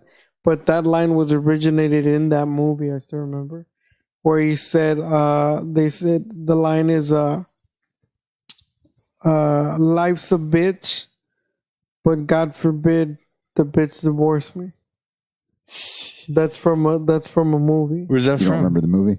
No, I don't. But I know it's a foreign movie, and I don't know why. But I'm thinking about it now, and I remember the movie in its entirety, like the movie I'm thinking about now, because I was gonna say that I that it's La Bamba, but it's not. It's not. It's probably not. Because I do remember La Bamba in its entirety. I totally paraphrase, but here's the real thing. Another one that's ringing a bell is American History X, but I'm not sure if it's that one. Maybe. But here's the real thing. Life is beautiful. Really, it is. Full of beauty and illusions. Life is great. Without it, you'd be dead. I mean, fuck it, dude. Yeah. And then here, let me pull up the Kids one. Now, correct me if I'm wrong, but the main female character was Chloe Savini, right? Yes. The short hair chick. Oh, they dated her and Harmony. They dated for a good while. And then he ended up marrying, fuck, I forgot her first name. Rachel. Okay. He married a girl that was in Mr. Lonely, Trash Humpers, and Spring Breakers. So fuck, he has a thing for his co-stars, for his actresses. But yeah, I would place them in my top 5 directors, because like Freddy said, they're not like wow movies. They're not fucking good, but they do make that impression. I mean, like you said, kids, it still resonates. It always. I've never run across anyone who's seen that movie that didn't have, regardless of what the response was, it was a visceral response. And I mean, Freddy didn't like Spring Breakers, but at least, you know, you remember parts of it. That's all that really matters as a director. You at least remember if it was shit, if it was good. Yeah, if it was, leaves you with an impression. It's like me and Sean have had this conversation before on different subjects. It's one of those things where you don't have to like it, or you don't like it, you don't dislike it, but it forces you to have an opinion. It's right. It's basically the. Well, just to kind of throw this as a bit of a tangent, one of the reasons I never got around to watching Spring Breakers was because, and I may be wrong on the timeline of this, but I think that one came out around the same time or within the same time frame as Alpha Dog. Oh, and that movie, it's like way later. Okay, it may have just been around the. By the time when I was watching Alpha Dog was around the time that Spring Breakers was coming out, and I did not like that. I can't do it. I did not like that movie. You don't like Alpha? But it got Alpha Dog, but it got a response out of me. I just remember wanting to like that whole bit when it's getting up to the crescendo of, you know, when they off the dude, and I just when it made me hate, like, that's the only time I've seen Justin Timberlake in something where I genuinely hated the character he was playing. Like Justin Timberlake, like, you know, one of those situations where it's like, if I'd been standing there with a handgun, I'd have shot all of you. But yeah, man, if the movie can get that kind of response out of you, I mean, bravo, man. Right. I'm laughing because, okay, you didn't like Spring Breakers, but in a way, Alpha Dog is in that vein. No, but I was about to explain why I liked it. That's what I was about to say. Going off of like what Sean is saying. So I started watching the movie without reading a description, without reading the plot. I just Alpha Dog. And I'll be honest, I don't know why, but I just started watching it. And I started watching it from the beginning. And it just started. So I'm there watching it. And then I start getting into it. I was like, oh shit, oh fuck, like what's gonna happen next, stuff like that. So I watched the whole movie, and then I had Sean's attitude, and I was like, what the fuck, bro? Like, why? Like, my question was kind of more so, like, why? You know what I'm saying? That was kind of, I was like, why? Yeah. But then this is what did it for me, and this is what got me like, oh fuck, like, I liked the movie. This is what made me like it, basically. When I found out that it was based on a true story. I knew you were going to say that. Then I was like, oh, okay. Makes sense. That's what captivated you. That was like, yeah, I was like, I can feel you on that, man. That was a bit of not redemption's a strong word for it, but that was like a selling point. No, not a selling point, but of like I'm trying to think of the right attention grabber.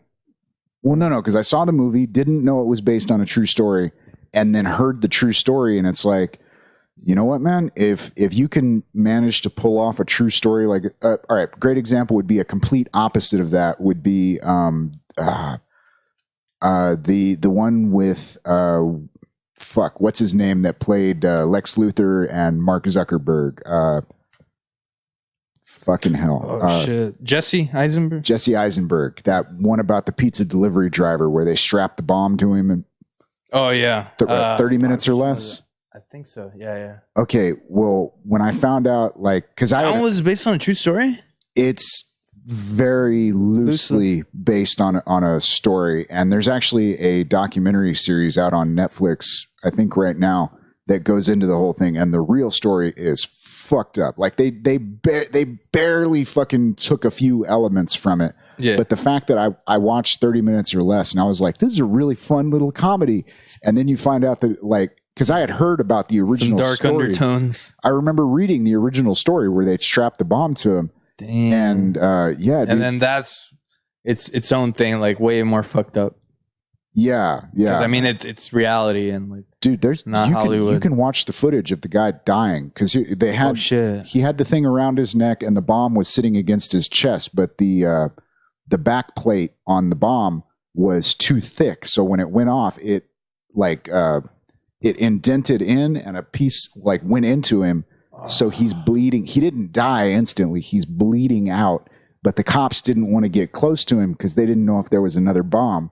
So there's footage of this guy fucking dying, man. Like he's on his knees. He's going, "Hey guys, this is a bomb. Like, can you get it off me?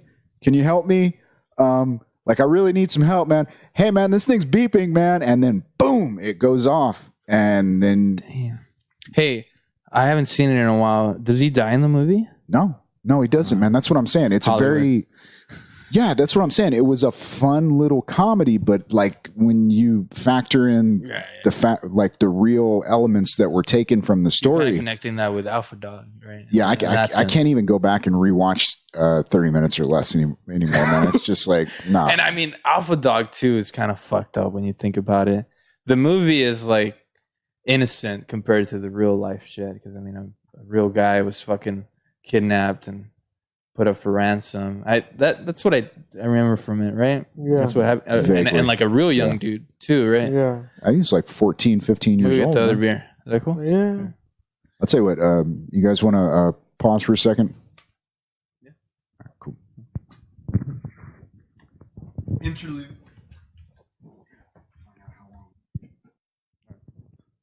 Yeah, I got to figure out how to frame this better. So yeah, let's go ahead and jump back in with the kids quote. Whenever you're ready, just go ahead. All right. Okay, so the kids quote that stuck with me, the chick just found out she got AIDS. She looks all sad.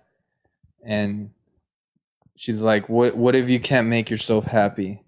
Because the taxi driver's like, why aren't you happy? Why can't you make yourself happy? And then the driver's like, then I don't know. You know what you do? What you do then? You forget. You block it out. If you want to be happy, don't think. If you stutter, don't talk. I don't know, man. Like it sticks with you, or it stuck with me. Yeah. That's and it's funny because like that whole movie is really fucked up, but it has its moments of like purity. Yeah, levity. Or like like you can relate to it in a way. Yeah. So yeah, I want to make a movie where it's just a bunch of real life captures. Like I record things that are happening in real time and things that weren't rehearsed. There's no script, and I want to pile them together, kind of like a home movie. Kind of like a fucking movie, like a VHS tape that you would see back in the day. That's like, okay, I'm watching this, but who the fuck threw that in there? You know? Or like, why is that there? And it's kind of all over the place. It's kind of like a photo album of clips. Like, you know how in a family photo album, you're going through all these memories. Yeah. And they don't connect with each other, but in a way they do. Because, I mean, they remind you of certain moments in time. And that's what I want to do, where you're just watching the whole thing and kind of going like, okay, that's that. I don't know what that's about, but okay. And there's no like message. There's no like deep meaning for any of it, but you decide, or you put in your own meaning to it. That's what's going to be my first project. Like there's no like agenda or like no real idea, but ultimately it's going to be to the viewer to decide like what it's about. That's what I'm going to be working on. Okay. Sounds like a plan, man. Sounds like any music that you want to promote? I saw that you put one track out. Yeah. Recently, Dude. like what was this week, wasn't it? Yeah. Put it out this week. I put it yesterday, and I had put it out, I want to say like a month ago, but I took it off because my music buddy, he used to be in a band with me. He was like, it sounds shitty, dude. Like, or not shitty, but it sounds all over the place. The drums were cheap. I put a sample, I put a loop that wasn't mine, and everything else was mine. My vocals, my guitar, my other instruments were there, made from me. But the drums, again, I fucking suck at drums. I'm not a drummer, and I wanted to take a shortcut. But this time I was like, fuck it, even if it's shitty or if it's fucking good, I want to make a drum pattern that is mine, So I went the easy way. I opted out by doing an easy drum pattern. And it's not like, whoa, I'm not doing like really fucking hard shit, but I did it on my phone, and it's enough to mix or sync with the song I made. And I kept sending it to my friend, that same friend that was like, it sucks the first time. Then he eased up on it. And he's like, yeah, it's listenable. It's not bad, It's the nicest way of telling you to stop spamming him. I'm sorry, Geraldo. Sorry. But he's the San Marcos buddy I mentioned earlier. So yeah, he's one of the closer friends I have, because I've known him since middle school. Made a shitty high school band with him. Oh, we made a shitty high school band with Alex Carrera. Our first band was called the Lesbian Bondage Fiasco. We were ahead of our time, obviously. We only played one show. Where does Chicks with Dicks fit in on the timeline? I was just fucking with that. Oh, okay. All right. But I think that would be a funny band name. Probably limited audience, but well, I mean, I think you might would not be the kind of audience you want.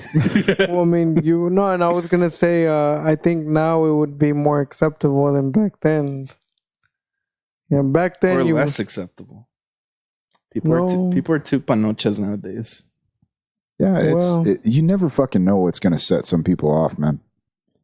Did you ever hear me play a song called Tranny Hookers? Did you ever hear that one? It was my follow-up to Dad, I'm Gay. We may have talked about it, but I don't think I ever heard it.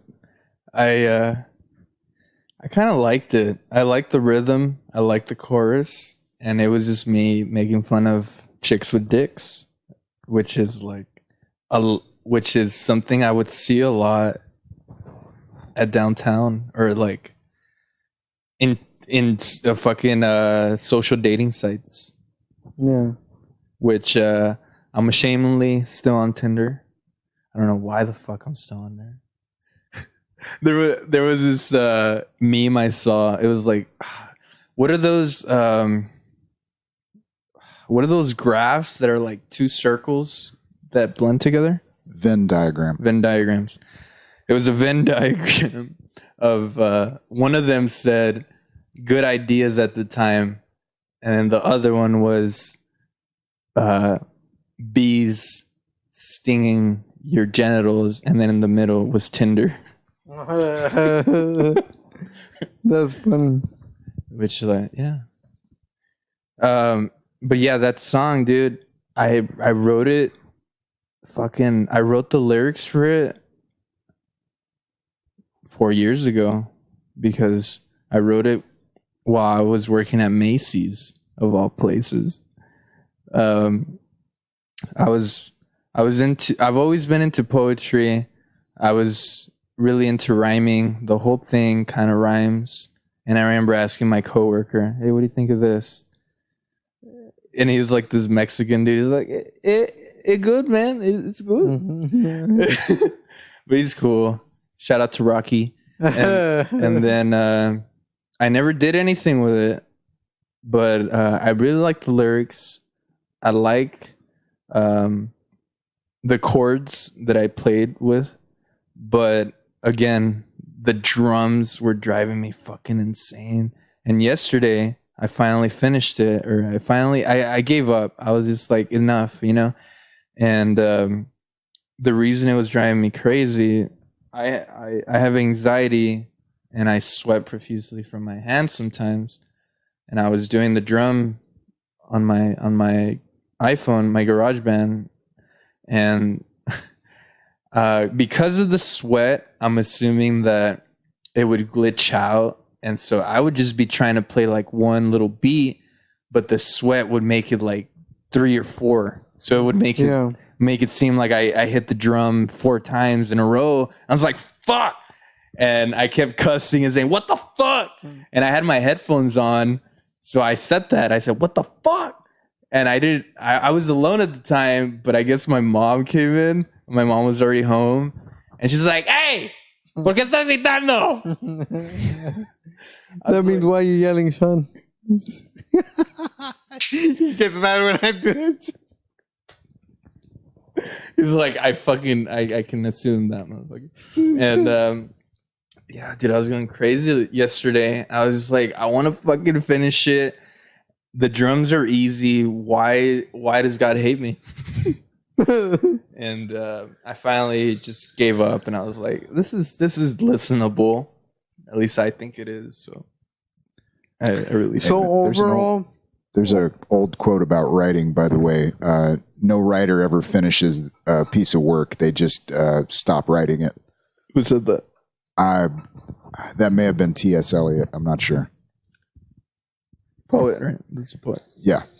So real quick, I don't know if we've already mentioned it before or not on the podcast right now, but you do comedy and you're a musician. I think we've had this me and you have had this conversation before too. But do you see going anywhere professionally with either one or both, or which one, or none? I remember you asking me that the first time we met. You asked like a similar question. You're like, which one do you like more, or which one would you want to pursue more? And I remember answering that with, well, I love to make people laugh. Or no, wait. No, hold on. How did it go? I like to make people laugh. Damn it, Christian. Okay, fuck it. I was like, I love to talk shit, but my heart is with the music or something. And yeah, it's true. You know, even though I would want to blend the two together, that would be fucking cool. I've been doing music way more. So I don't know, dude. That's kind of like asking who's your favorite child, you know?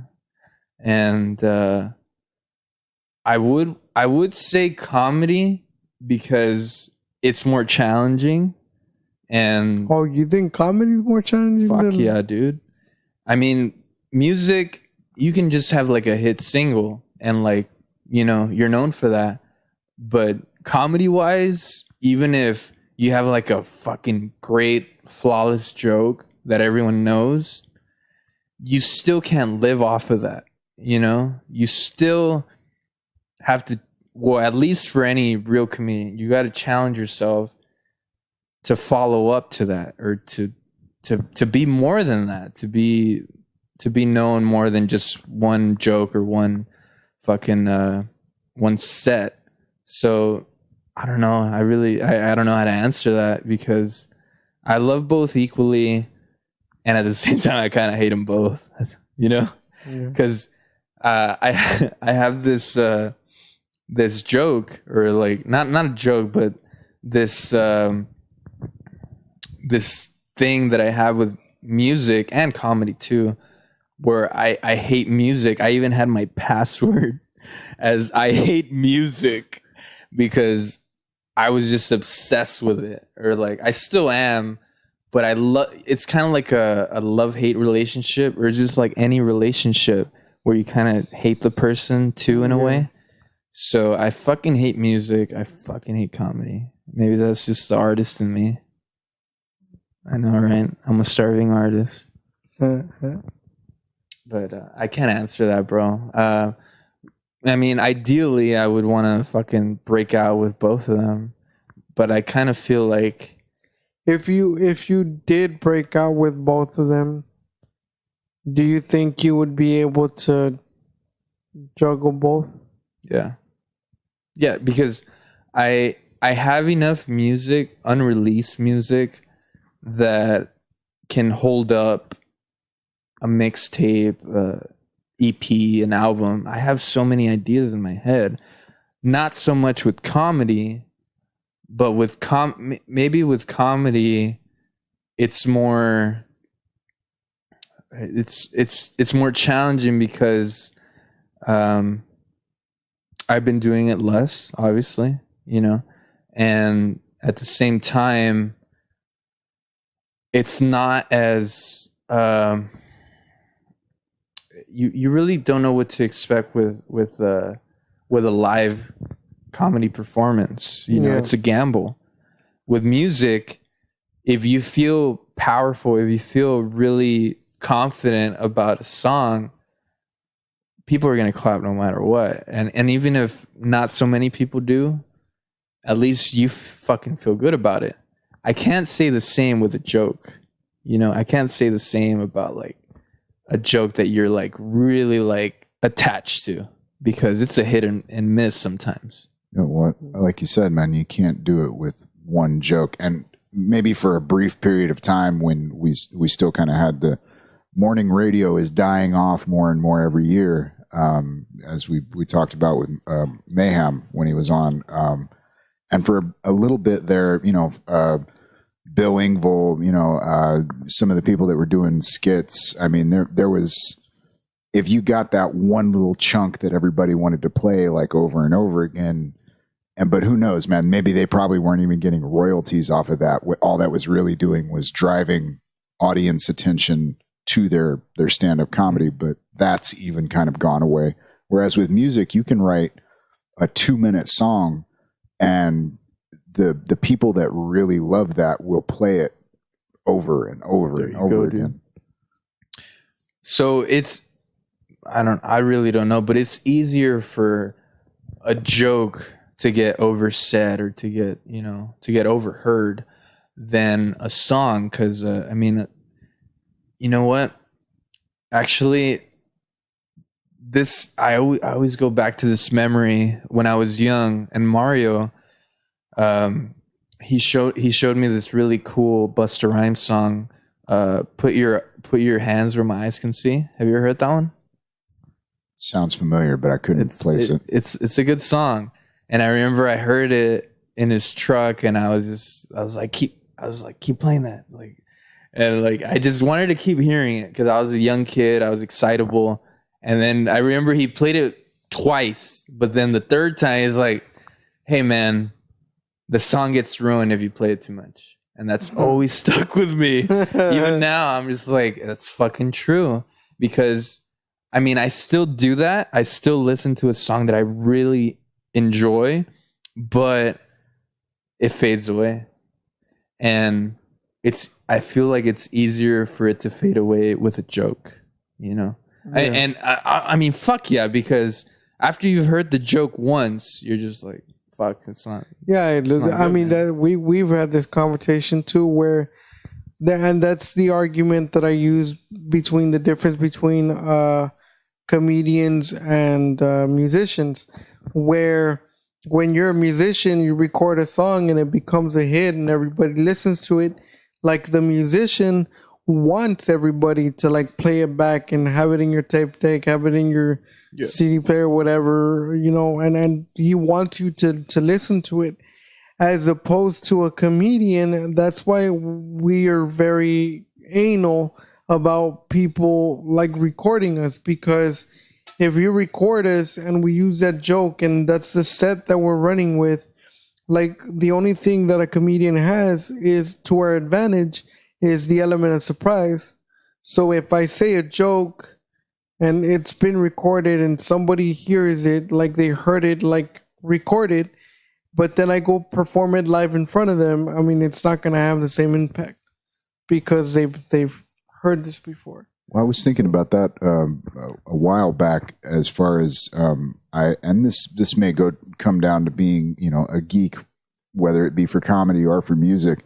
When it comes to music, I'll go listen to live and bootleg recordings of certain songs that I really love, because the artist will perform it different kind of every time. And then you go, one of my favorites is Mad World by Tears for Fears. I love the original, that 80s one, just that fucking drum machine. Doom, doom, doom, doom, doom, doom. And then you go and listen to them now, and they've kind of moved towards the Gary Jules version. Yeah, and don't get me wrong, the Gary Jules version is fucking great. Wait, so the Tears for Fears dudes, they went towards that fucking cover? It sounds a lot more like Gary Jules' version. Like piano-esque and shit. Like, well, no, they're still doing the guitar, but that melodic sound to it is more there. Whereas the original had like you could almost picture it being played in like a dance club. Now, granted, you know, goth, you know, whatever. But yeah, man, it's that the original one is kind of almost upbeat to me, man. You know what I mean? That may just be the way I vibe with it, and that's just an example. But there are various songs like that where the artist new wave-ish, right? The original was like new wave, yeah, exactly. But there are a lot of songs like where you can go to different decades. You know what I mean? Aerosmith is a great example. You go back and listen to the original version of Sweet Emotion, and it's dirty, almost garage band type of. You go listen to Sweet Emotion now, and they've got that fucking ballad thing down. It sounds much different. Yeah. It's still a great song, but it's a different song now. It's not what it once was. They're basically doing a cover of their own song, which I don't mean that in a negative sense. Whereas with comedy, if I see somebody do, don't get me wrong, I've done it where I've seen watched multiple videos of a comic doing a bit, and it's like, oh, you did it different here than you did it here, but I've got my favorite version. It's because, like, you know what it is? I'm not trying to be deep, but it's because they're trying to replicate a moment in time, and it just can't happen. Yeah, well, it's like the whole thing about memory, where it's like you don't actually remember what happened. You remember the story that your brain told yourself over and over again. Right. So that's the thing with jokes. How you said, you know, we comedians we rely on the elements of surprise, but it's such a struggle to be both, you know, a comedian and musician, because, I want to get my music played a lot, but honestly, dude, maybe because I'm young, or maybe because I'm kind of still naive, but honestly, all I'm really kind of hoping for is just to fucking get heard at all. Yeah. And same with comedy. Like, if I have a new fan that says, you know, fuck, man, you were good after a show, or like shakes my hand, that's all I really am happy with. Remember that set that I performed? And I don't think I've ever told you this, man. I want to be a dick and just be like, no. That I never told you this, man, but this was a stamp of that night that I met you. Going on with what you said, that if you meet a new fan or whatever.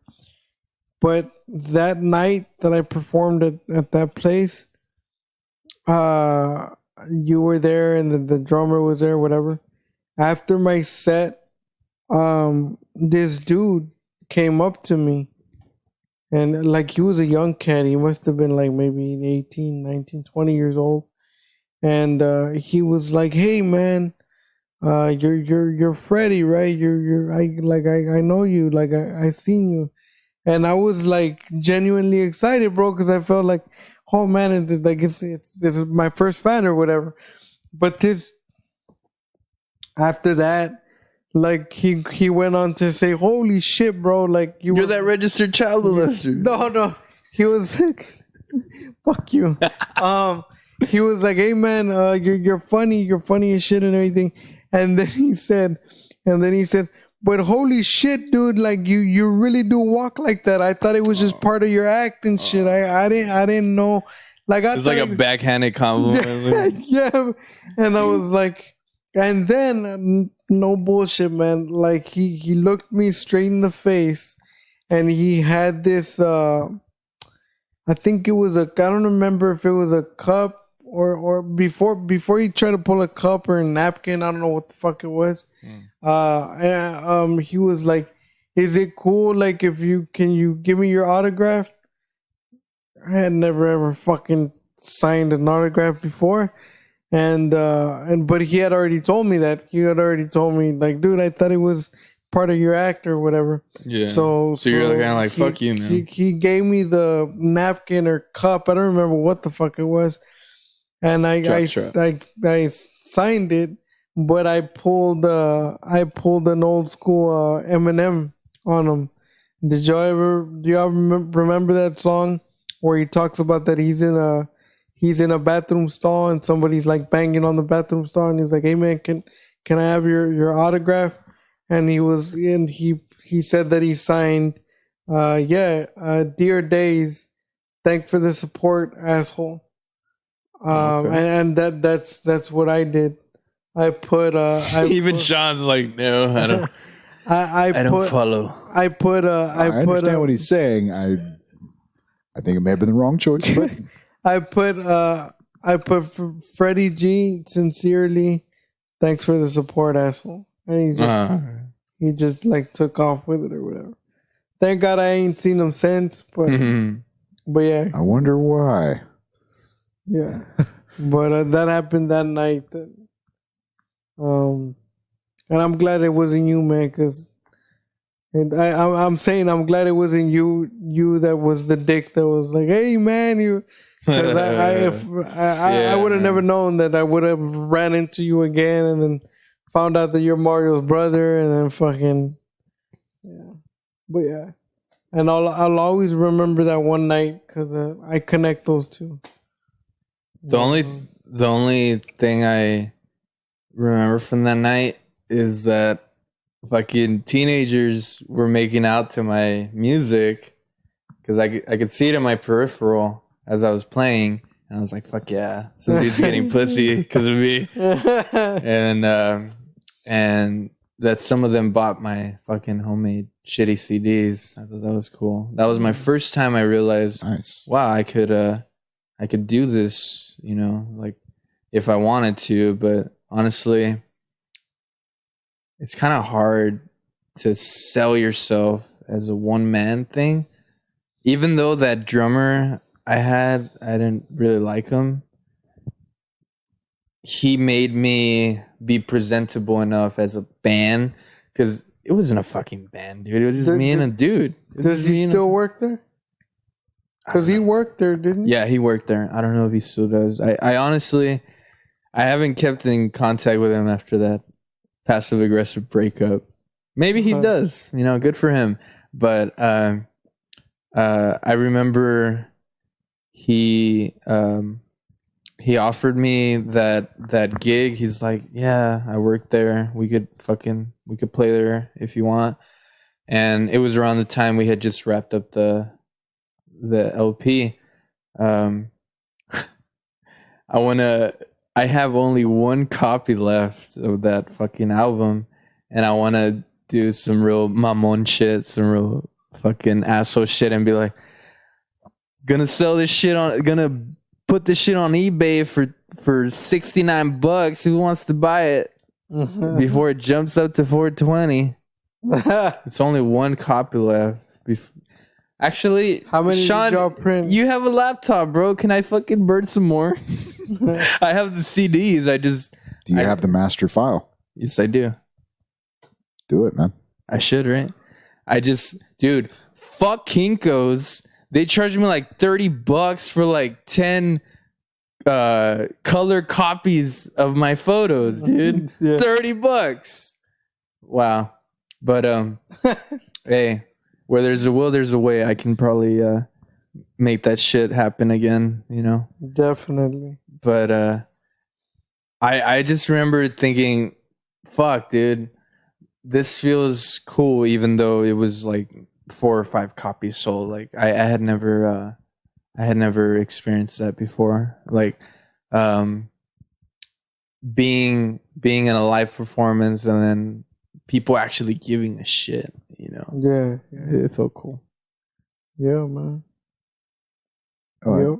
I think that's probably the next step out of the open mic type of thing with that is I mean that's originally what like striving for. Well, if you look at like the history of like music as far as, you know, modern age with amplifiers and speakers and all that, it's the live performance was the live performance, and then they were like, let's get this on tape, and then it's, you know, radio, and then you go to albums, and it's like, well, to sell the albums you got to push the live performance, you know what I mean? Yeah. Like and that seems to have kind of flipped at this point, where it's like now it's you buy the CD and then you're like, shit, now I want to go see them live, and as opposed to, you know, it's like, I'll go see these guys live, and then you're like, that was fucking great, let me buy the album, dude. And going back to what Freddy said, I'm kind of contrived, or I'm in a buy-in with what you said about like not liking when people record your shit, because okay, I like it because there's some people that have asked me like, hey man, you got any clips of you? You got, like, people that have never seen me, they're like, yo, where can I see you? Where can I, you know, see some of your stuff? Well, this I have nothing to give them. Well, this is the out to that. But what I'm about to say can go both ways. It's like, again, it's one of those things that it's a double-edged sword. And I'm telling you because I'm living through that now as we speak. So I have one video clip that's like 9 minutes and 10 seconds long. Yeah, because I still remember, I still have it. And that's what I have, where somebody recorded me and everything. And it's basically, it's my set. And people saw it, people liked it. It got over 400 views. I mean, that was great. But the downside to that is that that's still a lot of the set that I'm running with now. So again, when people, because I had 2 people already tell me that they saw me on video first, and they were like, holy shit, dude, that's funny. Let me know when you're on live next. So I did, and they showed up. They went to like my second show at El Rey, and I did my set, whatever, walked off. Everything went great.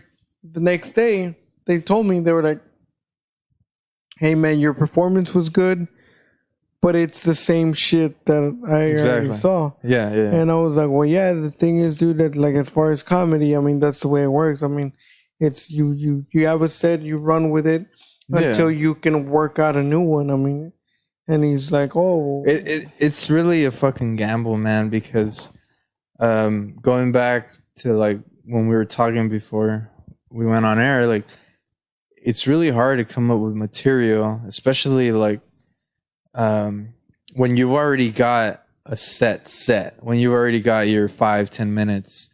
It's hard to squeeze in new shit that you haven't really worked out or know if it's good or not. And I mean, if you have some of it recorded, it's good for exposure. It's good for, like, you know, for a new audience.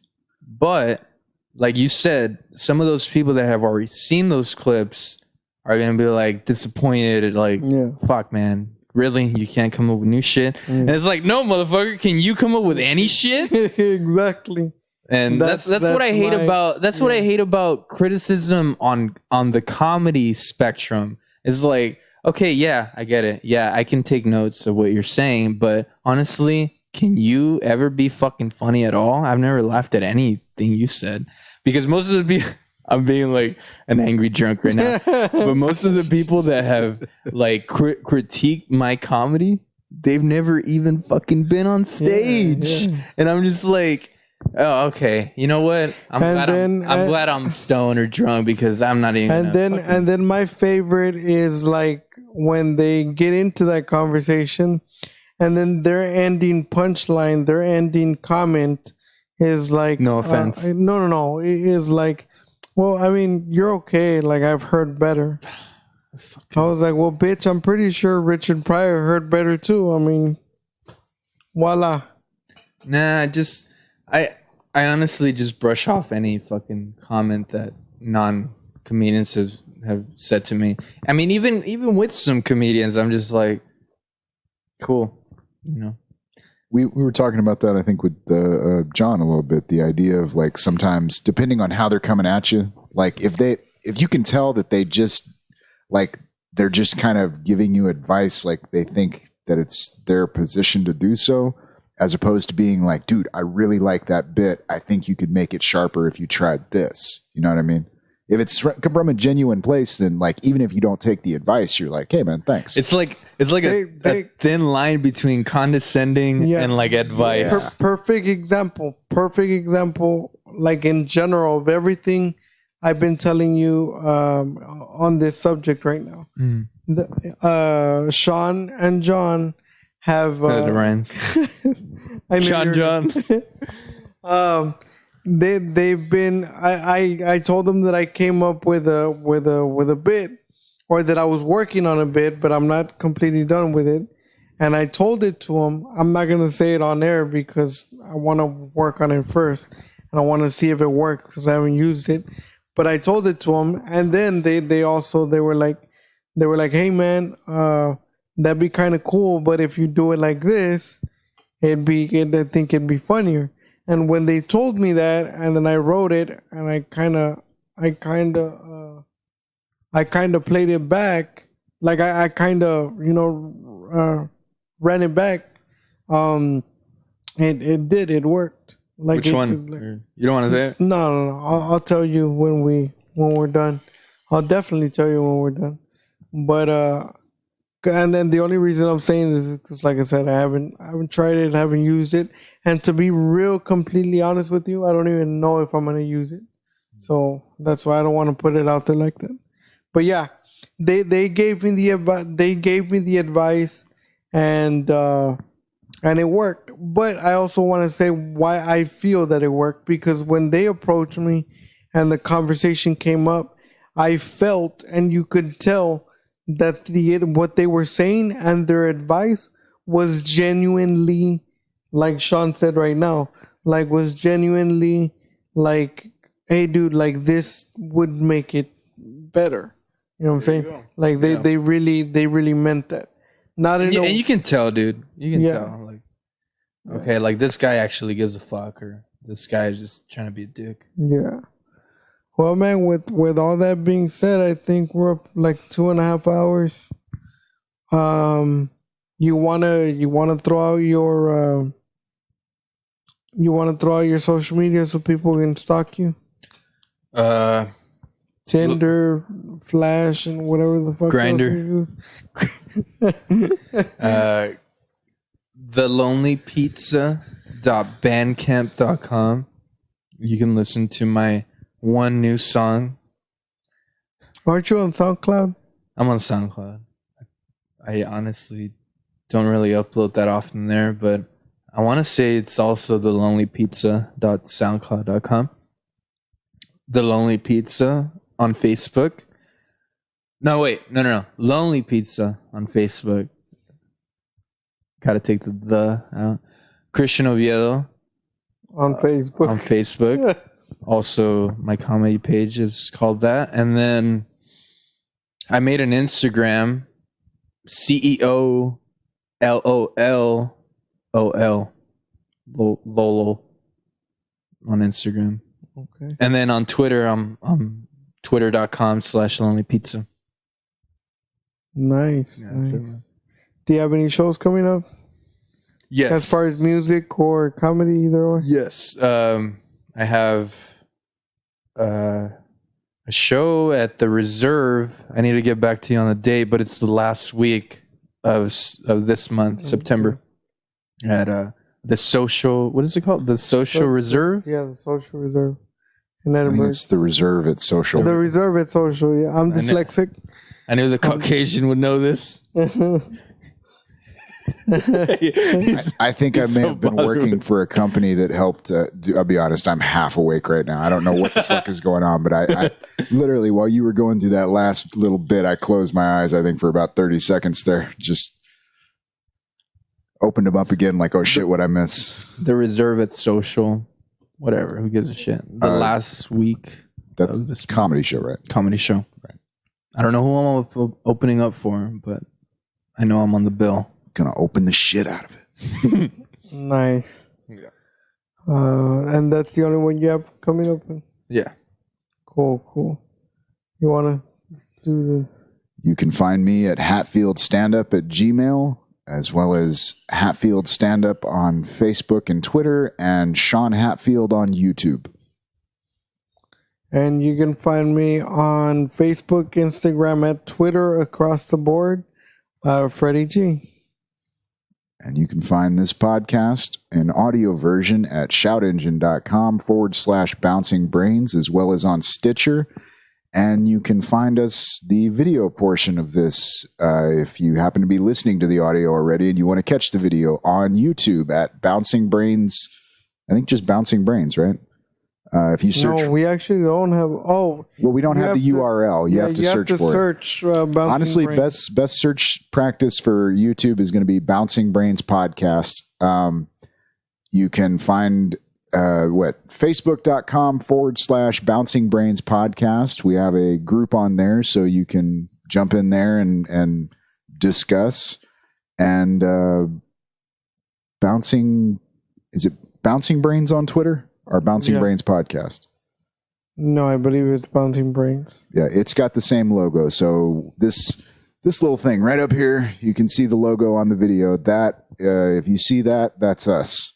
So I'm on YouTube as well for Lonely Pizza. I'm just not that active. I have like 2 music videos on there though. Right on. Cool. All right. And with all that being said, until next time, keep it tight. Good night. Oh, yeah.